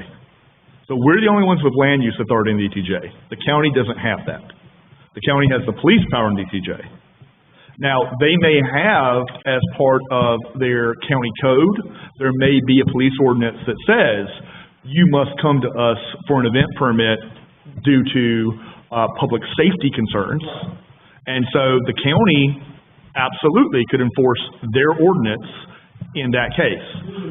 We would just remove ourselves. I would no longer be telling people, you have to have a trash receptacle. You gotta have a parking lot. I would no longer tell them you have to have porta potties or security or first aid station. I wouldn't have to do any of that. We put up big fence in Golden Pond, and the city didn't say anything, but the county brought in inspectors to. And if it's a structure. To check that requires. whether it was. That's right, because the structure, but you might not have had over 100 people playing, therefore it doesn't fall under our. Also, I will point out, our code, like the way it gets enforced, is two ways. One is people come to us and ask for a permit.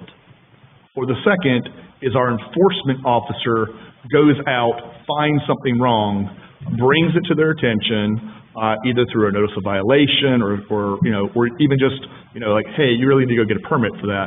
And then they come to us. Those are the two ways. Either they come to us or our code enforcement officer goes and finds it in the field.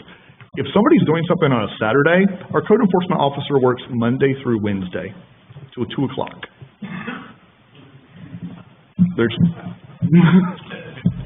We're not here. Like, we don't, none of your community development staff works here. Like, we work Monday through Friday. We're not here on the weekends. We're not here in the evenings. I'm good there.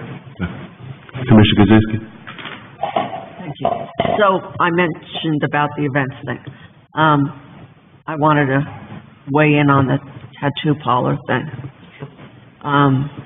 My fear is we have 5 beauty parlors on Main Street. Those beauty parlors call themselves a spa now. They have masseuses. They don't just do hair. Masseuses. I got GLP injections being done at one. I have nails being done at another. All kinds of different things being done in spas because the word is there. I really don't want 5 tattoo parlors on Main Street. I would like us to stay with the conditional zoning for that, because was the premise that the board at the time approved the one that we do have, because it was conditional. And Mike, I remember asking you specifically, we do this, does this give us carte blanche for everything? And you said no. And I'm fine with that. And I think on a case-by-case basis, it would be a better way to do it. I understand. The events, whatever makes it easier for you and your department. And you're right, you're not here on the weekends, which when most of these events are. And if there's a problem, it's just unless there's an organized way to deal with it, with coordinating with the sheriff's office, that would be a great idea to do it that way. Data centers, I'm not, you've told me so much about data centers today, more than I ever wanted to know. Another hour of oh, please don't. But I'm hoping it's something we don't have to face in the near future. And I think with our Seguasa sewer system that's going on right now, that might be a problem. But so I'm not really having an opinion on that one. Commissioner Moss. So this question, Commissioner Kozinski, this is for you. So going back to the tattoo parlor, so you are advocating that we create a monopoly for tattoo parlors on Main Street and freeze out a black-owned business? Yep, I was. No, I didn't say that. I said. That's what we're doing. No, that's not what I'm saying. That's what we're doing. Conditional zoning is taking it on a case-by-case basis. If we approve the one for this woman, that's fine. We got 2. But I don't want 10. I don't want Main Street to turn into Tattoo Alley, because that changes the entire structure and feeling of the city of Creedmoor. And I know that we had a public hearing before we did the last one, and I know that we had a community meeting before we did the last one to get the input from the citizens. And I would hope that that's the way we'd go with it too. But no, I'm not asking for a monopoly. I'm just saying there are things going on that the planning board's not even aware of in the hair salons that are calling themselves spas. And I know about them, but it's not my position to tell people about it. It's just not. But I'm concerned about health code violations, and I'm concerned about all of Main Street turning into a tattoo strip. It's a beautiful town. We've got all our businesses. Every single storefront is full now, and it's a nice feeling. You can go eat, you can shop, you can get your hair done, you can do whatever you want to do. There's a variety. But I am truly afraid that my husband used to run a tattoo parlor. Who do you think helped develop the tattoo laws? Me and my husband in the state of North Carolina. We helped write them. I'm not against tattooing. I just don't want 5 or 6 tattoo parlors on Main Street. People complain about 5 beauty shops on Main Street. If we approved this and made it a blanket, I know that we would get some pushback too. I don't think the citizens want it. So I'm not against one more person having a tattoo parlor, but my personal opinion is I don't want 10 of them, and I don't think the citizens want that many. So no, I'm not a monopoly. Well, it's an unintended consequence, because regardless of what you say, that's what we're accomplishing, is we're creating a monopoly. Not if we get first approved. Not a monopoly.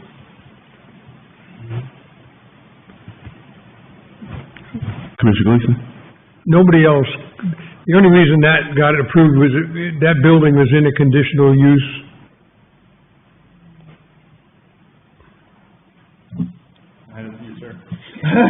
And the bottom line is, like I said, we got 5 beauty parlors on Main Street, and we can't stop somebody from opening another one. That site had unique characteristics Yes. that lended itself to conditional district zoning. Yeah. It had the automobile repair component, and there was previous land use permitting done there. There was a special use permit specifically for that. So we had to combine all of these into one, but that site lends itself toward these additional conditions of approval. Current location for the current applicant is nothing more than a storefront. There are no additional spaces, either front side, back side, or otherwise, that you would add a permit or condition of approval. There's nothing more that can be done, essentially fully developed at that location. So they had asked me that question, which is the best approach? And I said, it's the ordinance approach, because you really don't have anything to offer by way of conditions to ease the approval, where that site had very many conditions that we had to address. So one lended itself to one particular approval, the other doesn't. So there is an open request? There is now an active request from the artistry collectors. Paid their $700 filing fee for a zoning text amendment that would allow body art in the Main Street District as a permitted use by right. And we must take that application to the process. You can get voted down, Right. You know, you can get voted down, you can get voted up, either way, but we cannot just stop the process. They basically apply, we have to take them through the process. And if they meet all the requirements of the district, we can't just vote it down. You could. It's an ordinance decision. It's legislative. You could do it for any reason whatsoever. You can do it because it's Tuesday, and you don't, you vote no on Tuesday. Now you really got me confused. So If I want to put another deli on Main Street, yes, in the building next door, you may. that meets all the requirements of the zoning, the code, the whatever, may. you're saying that this board could say, sorry, we don't want you? Not now, because delis are allowed in Main Street. Well, that's what I'm saying. Once it's allowed, if every store on Main Street met the conditions, we couldn't say, no, you can't go there. Right. I just want to make that understood. I'm not so much against it, but I just want, Yes, sir. yeah. Okay. Once it's there, it's there. And honestly, they are not, requesting or suggesting conditions of approval. It's not a use with standards. Right. They're asking for permitted use by right. Right. And yes, the permitting would still account for health department, sanitation, other issues that come, again, from the county and/or the state permitting. But the zoning from Creedmoor would be permissive in the entire Main Street district that would allow body art. We can't stop people from selling ice cream in every store on Main Street. Correct. We can't stop people from opening beauty parlors in every store on Main Street. So the bottom line is, this would be taking a specific art form or whatever that we already have on Main Street and saying, no, we can't do that no more. I just think, like I said, it would be kind of like, And that's the difference. That's the discussion we have gone through with the applicants and tried to make them aware of the different possibilities and where their options lie. And like Dallas reported, that was their choice as they move forward. I mean, I certainly agree with Commissioner Kuczynski that I don't want a street full of tattoo parlors. But also, I want our stores to be filled. Commissioner Ross? That's it. Commissioner Ross has something. Yes, sir. I was just gonna finish up by saying, it's, and I understand the concerns, and from a historical perspective, and I've already had this conversation with Mike and staff, I believe at one point, there was an ordinance on the books here in Creedmoor that a tattoo operation could not operate on Main Street in the downtown district, could not operate within 1 mile of a church. And if you think about it, you've got the Methodist Church and First Baptist Church. So literally, there could not be a tattoo shop on Main Street, Creedmoor. That's gone away. I will admit that. But I do want to make it very clear that I am going to do all that I can to fight for this young black woman who is from Creedmoor, who is chosen her community for her business. And I personally don't think we're going to have 10 tattoo parlors on Main Street. But I will be advocating as strongly as I can for this young lady, too. Thank you, Mr. Mayor. If I may say one thing, just as a point of clarification. So, we met with the Artistry Collective when they did the application, and we asked them what they're doing. So, what the owner told us is that their building is currently a salon, and they have in their cubicles, basically. And they have, I think it was it 6 or 8? But they have a number of cubicles. They're wanting to have one of those cubicles be for tattooing. That's what they're proposing to change. Or just a single August? Just to give clarity. Just a single August? That's currently what they're proposing. Now, if we make the text change, it could be all of them. Okay. They could turn the entire thing to a tattoo parlor. So just clarification. Any other questions? And oh, by the way, on theirs at the collective, it's not their storefront. It's not tattoo. Thank you. Any other questions? Commissioner Gazette? So, Dallas, you did a great presentation, but I didn't understand exactly, like you explained it a minute ago. it was different, and I understand it now. And I apologize for what I said, because I had understood it in a completely different light. So now they want a text amendment to the zoning law so that they can operate to that, and it also gives opportunity to everybody else.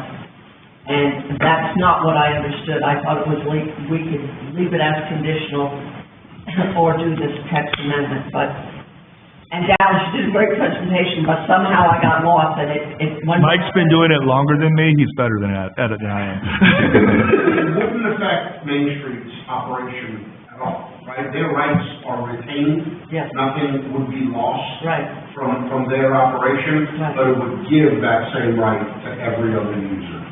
All right, well, thanks. Mm-hmm.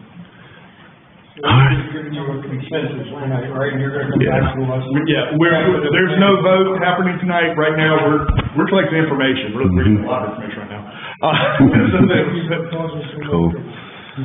And we will be taking this to the planning board, before we bring it to you again, so we're still in the gathering and drafting phases.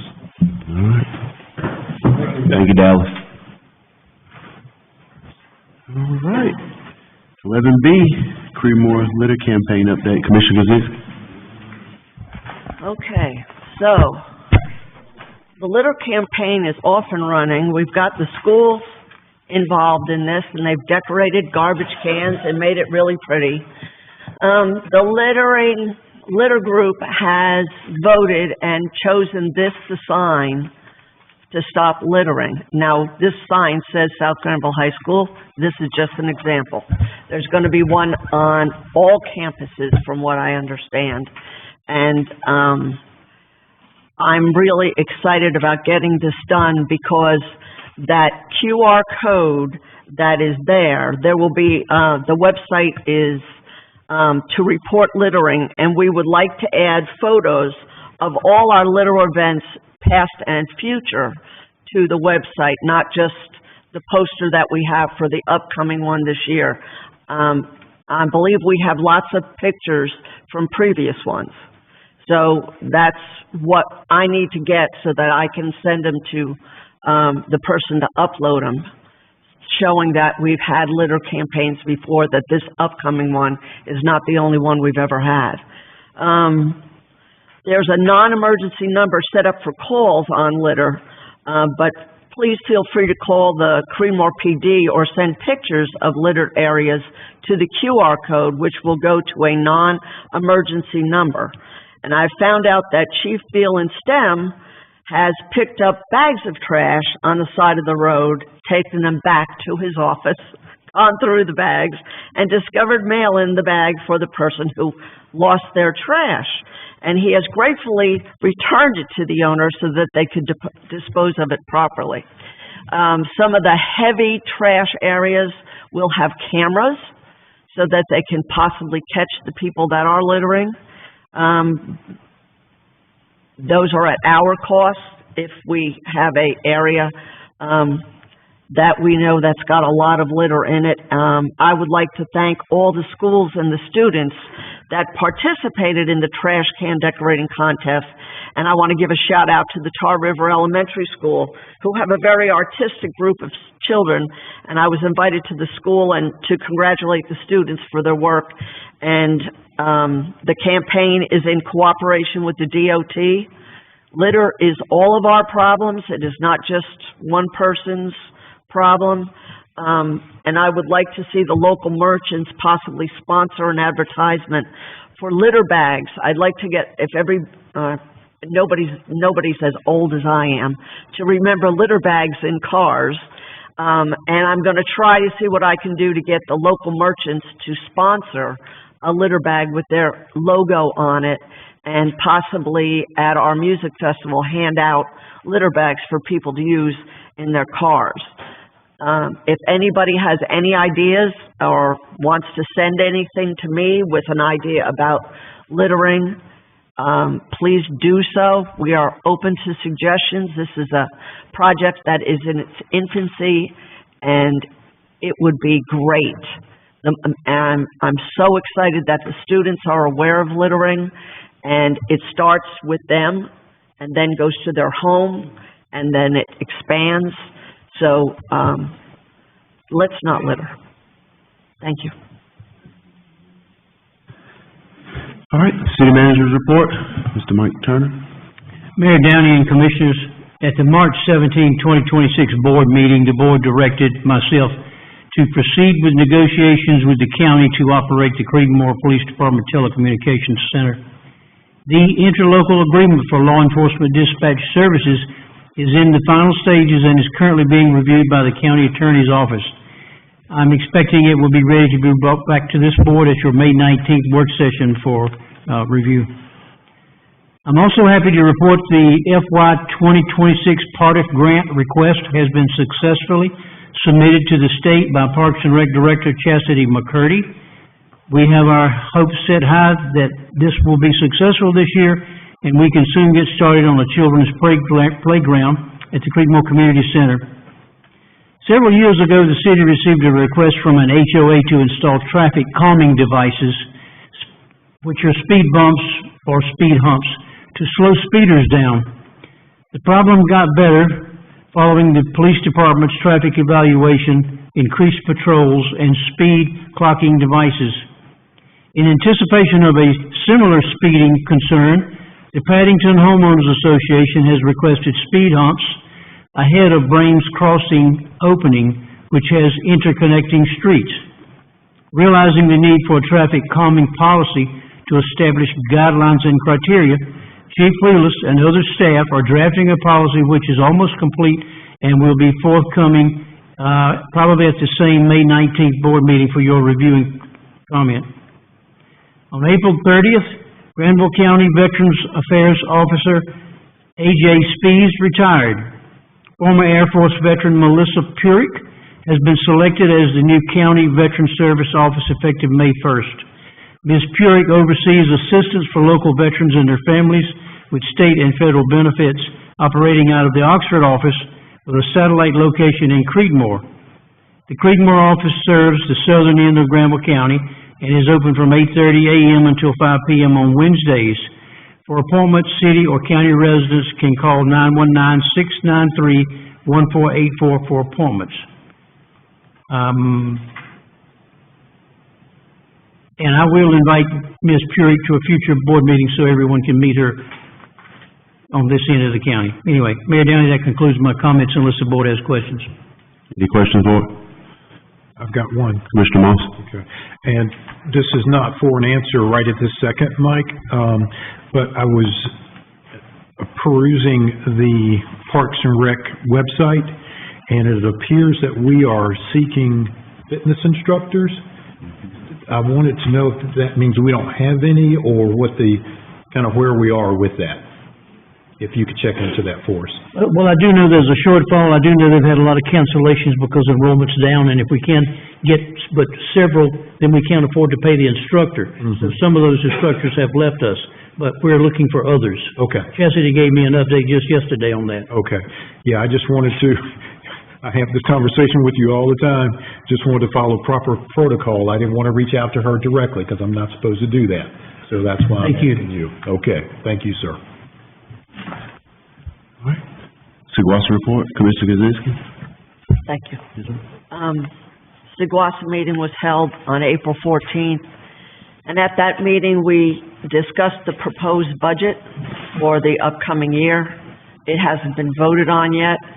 It has been brought back to local municipalities or for the citizens to review, and then there'll be a public hearing on it.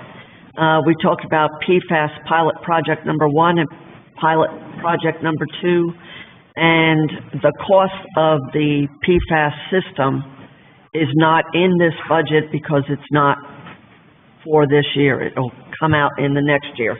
But in the meantime, on February 28th, Governor Stein approved final grant and loan breakdown for PFAS Seguasa funding. They awarded us $10,658,880.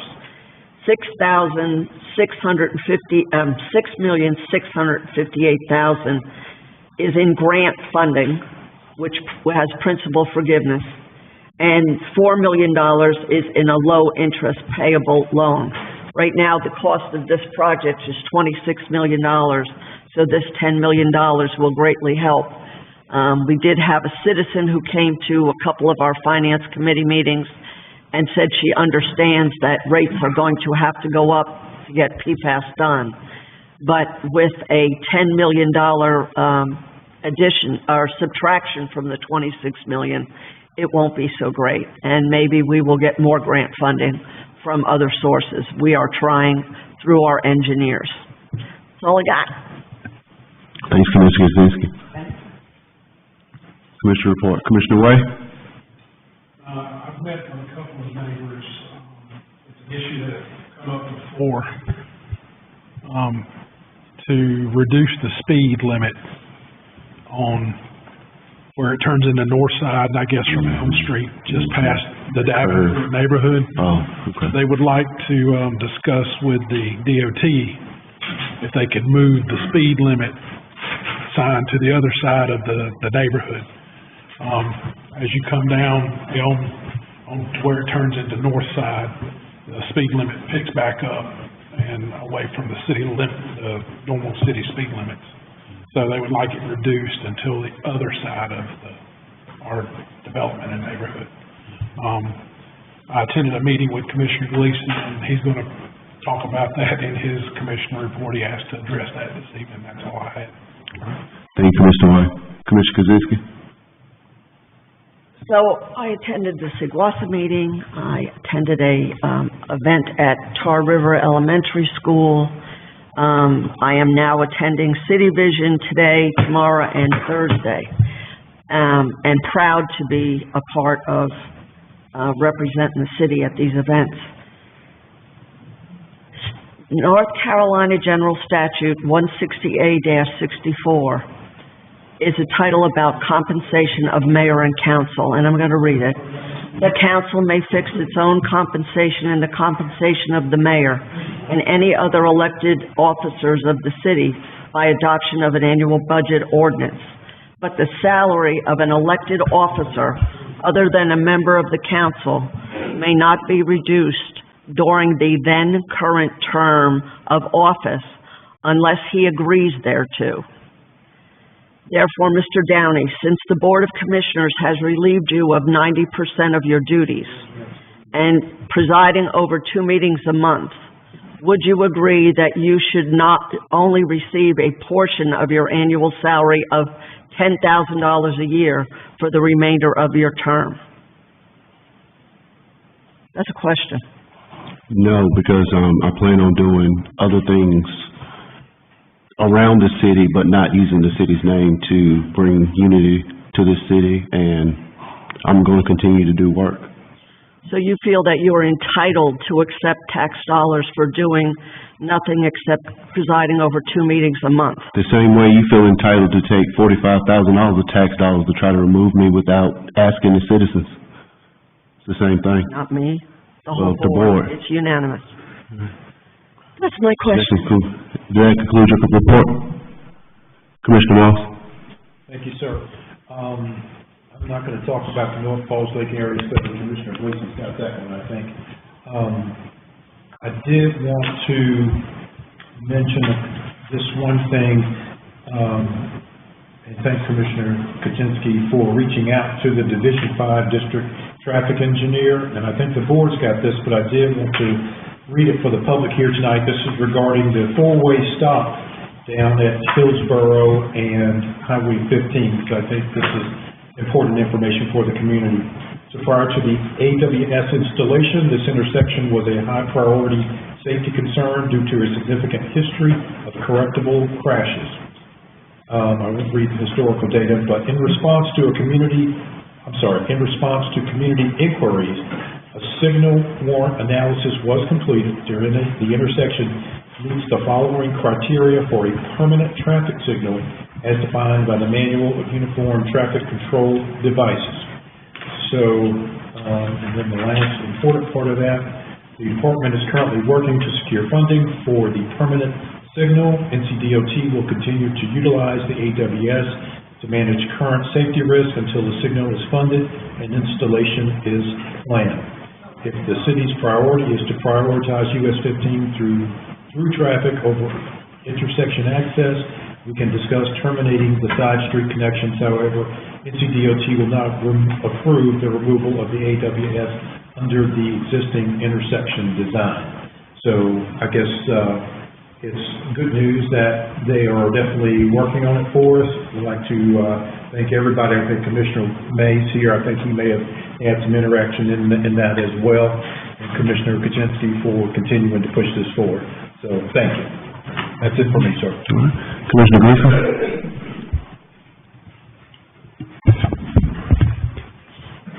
I attended the Washington meeting, 2 county meetings, again with Commissioner Moss, attended the Falls Lake Rules stakeholders meeting with Campo, which again talks about what they'd like to see in the development of the area where we all gotta pay for Raleigh's drinking water. And they wanna make sure that we keep it expensive to us.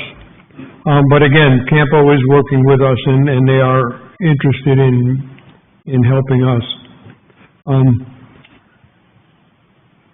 I had a meeting, myself and Commissioner Way, with the fire chief, assistant chief, and captain, and along with our city manager, our assistant city manager, police chief. And we discussed the needs of the Creedmoor Volunteer Fire Department, which provides a service to our community that is life-saving, life-saving, life-saving. These guys are now paying $4.50 a gallon, using their gas, not getting any money. We don't want to, I'm keep trying to talk them out of asking for money, but they do need a new fire station. They have a fire station that they can't get the truck all the way out of the bay before the front of it is on the street.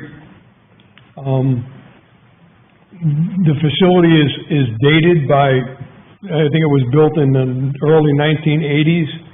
December 1981 is when it went into operation. So it definitely needs to be replaced. Nothing gets replaced without costing money. Myself, Commissioner Way, and the rest of this board, as we work toward our budget of the current year, we'll look at some things that we can do to help the fire department, because they're protecting us, we're not protecting them. And 3 years ago, the county created a fire district. And the fire district collects 6 cents on $1 of evaluation for every home in the fire district. And then they distribute that money throughout the county, which is much better than prior to them creating that fire district. However, if we joined the fire district as the city of Creedmoor, all the taxpayers would be paying that 6 cents, but probably half of that money would not come to Creedmoor. It would go and be distributed amongst other fire companies in Granville County. And we as a board felt it's much better to spend our taxpayers' money here than but we also had to realize in the short run that we were gonna match their 6 cents on the dollar, but we weren't gonna collect it. We were just gonna pay it. So it took 6 cents of our budget, which we use for everything from streets, police, what we did give the fire, paying for a fire truck. So we're gonna have to, again, look during the budget talks about what we can do to help the fire department finance or again, help them build a new fire station, which will take a few years. It's not gonna be something that's done overnight. But I really think this board And the community really owes the fire service a debt of gratitude, in what they've done and where they've come. So I don't want people to feel that we're just giving them what they want, we're giving them what they need. So, again, there'll be more on this, but we had a very good meeting with the fire, department. And I think that this board, we can come up with a solution to help them with their new fire station. I have another issue. I don't want to prolong my presentation, but cell phones. Everybody here, including myself, has an excuse as to why I want to keep my cell phone on. I have a business, other people have health issues, other people have things to leave their phone on. Here's my problem. If I put my phone there, and our city engineer gets up and gives a report. We've never done this, Steve, but Steve gets up, or not Steve, my brain, Carl, which I talked to today, so this is not a surprise to him. If Carl stands up at this microphone and does a presentation for this board, tell me if I'm wrong, I don't think there's any engineers on this board. But I have the guy who thinks he's the smartest engineer in the world. So now our meeting is being broadcast live on YouTube, and I put my phone on, connect to my engineer who's the sharpest guy in the world, and when Carl does his presentation, he's listening to it and he's feeding me questions. I'm the commissioner. The guy on the phone has no business doing anything with Creedmoor. So my problem with cell phones is I don't care if people keep them on, but I don't want people having other people look at our meetings and feed them questions or information on their phone to ask the next question. So I'm not sure how we're going to address it, because like I say, most of the people on this board do need their cell phones on. But I don't want to be a person that's going to, I don't know anything about fire, so the fire chief's going to give a presentation. I'm going to have the smartest guy about fire service, and he's going to give me questions to feed maybe to make the chief look bad, maybe to make the engineer look bad. Maybe, again, I make a motion that everybody put their phone down on the desk and turn it over. Sure, if it beeps or vibrates and you want to see if it's emergency, you turn it back over. But again, I'm just concerned that now with public meetings being shown live, that people can connect with board members here and ask questions. And I don't think that that's fair to the taxpayers. I don't think it's fair to our people that work for the city of Creedmoor. And I think somehow, and I don't have the answer. If I had the answer, I would tell you the answer. But I just think that is harsh and wrong. I wouldn't want our police chief standing up there telling me something and somebody else have an attorney on the phone telling them, well, you tell the police chief this, or you ask the police chief that. So again, that's the end of my remarks. Thank you. Thank you, Commissioner Gleason. Could I ask Commissioner Gleason a question? Yes. So going back to your North Falls Lake area study, Yes. did you want to mention about the May 19th public information meeting that'll be at the Creedmoor Community Center? There is going to be a public information meeting. We've had one before, and again, everybody is interested in the Falls Lake rules and in the studies and in the cost. But when we have these public information sessions, the only people that are there are people that are at all the other meetings. So when you see this on the town's website, the date and time, please show up, because it's very interesting, especially now. The state wants to take over how we can zone. They want to take over how we can tax. They want to take over how we can zone. We'll be just sitting here in the notion of being told by Raleigh what we can do. So when you see these forums and information sessions, would have to do with, are you going to be paying $500 in 2 years for the boilerplate rules? So, thank you for the reminder. What time is that, Mr. Commissioner Gleason? I'm not sure of the exact time, but it will be on our website, there will be. Okay. It's from 4 to 7. 4 to 7. 4 to 7. Okay. And again, it will have the same things that we saw at our meeting, it'll have maps, it'll show you the different areas and what will be affected. And again, it's worth it to go. Specifically, they'll be talking about traffic. Good here. Okay. And when I was at that meeting, I talked about the position that Creedmoor is in. Creedmoor happens to be in the center of 3 state highways. 3 state highways that are used by probably 75% of the people that use those roadways have no connection to Creedmoor at all. When we talk about, we don't want growth because like, if I can't get out of Golden Pond now, can you imagine? Well, I can't get out of Golden Pond not because people from Creedmoor are flooding the highway. It's people coming from Wayport going to Durham, or people going from Oxford down to Raleigh. So, again, that is all part of this, how things get, that we make sure, and we've already done this. Our last approval of a subdivision included a traffic study, turn lane, street lights, all different things that will mitigate somewhat the traffic issues. But again, the public should stay involved. Commissioner Way? I just wanted to touch on 2 things real quick. One was, the fire talks, Commissioner Gleason was talking about.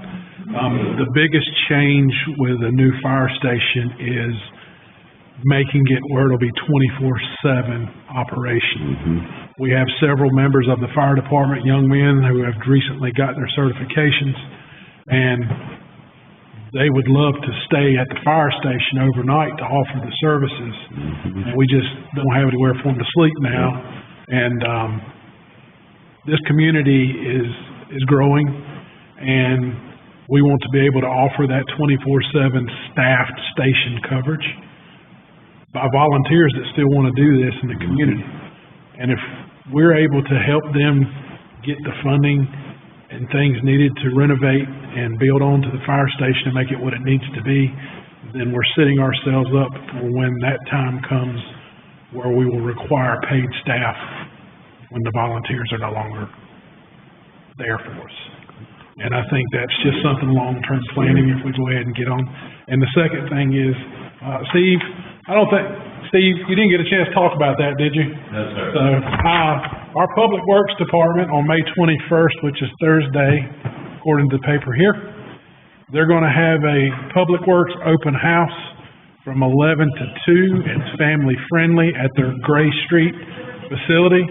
It's gonna be a cookout and a dinosaur dig and a touch of truck. So if you have young children that think they would enjoy a dinosaur dig and coming out and cooking out and playing on bulldozers, please see our Public Works staff.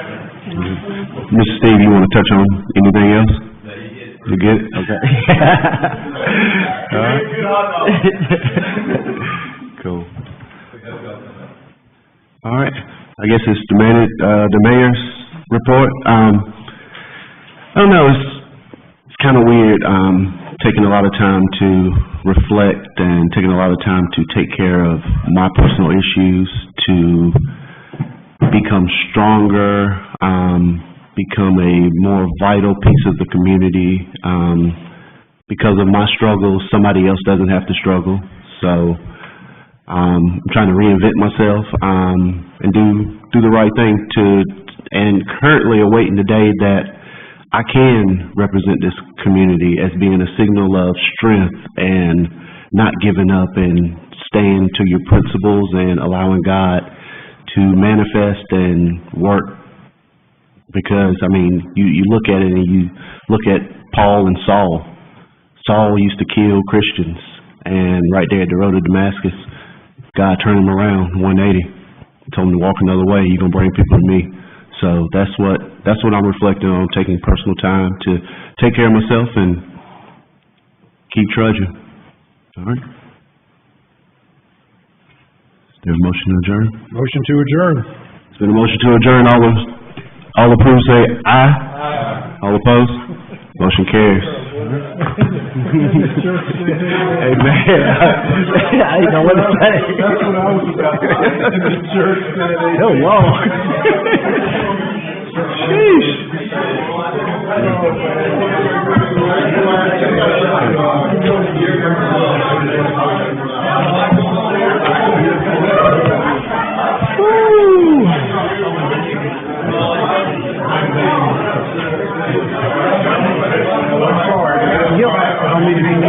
I know, I'm gonna call you tomorrow. Yeah, I'll probably call you tomorrow. How is that?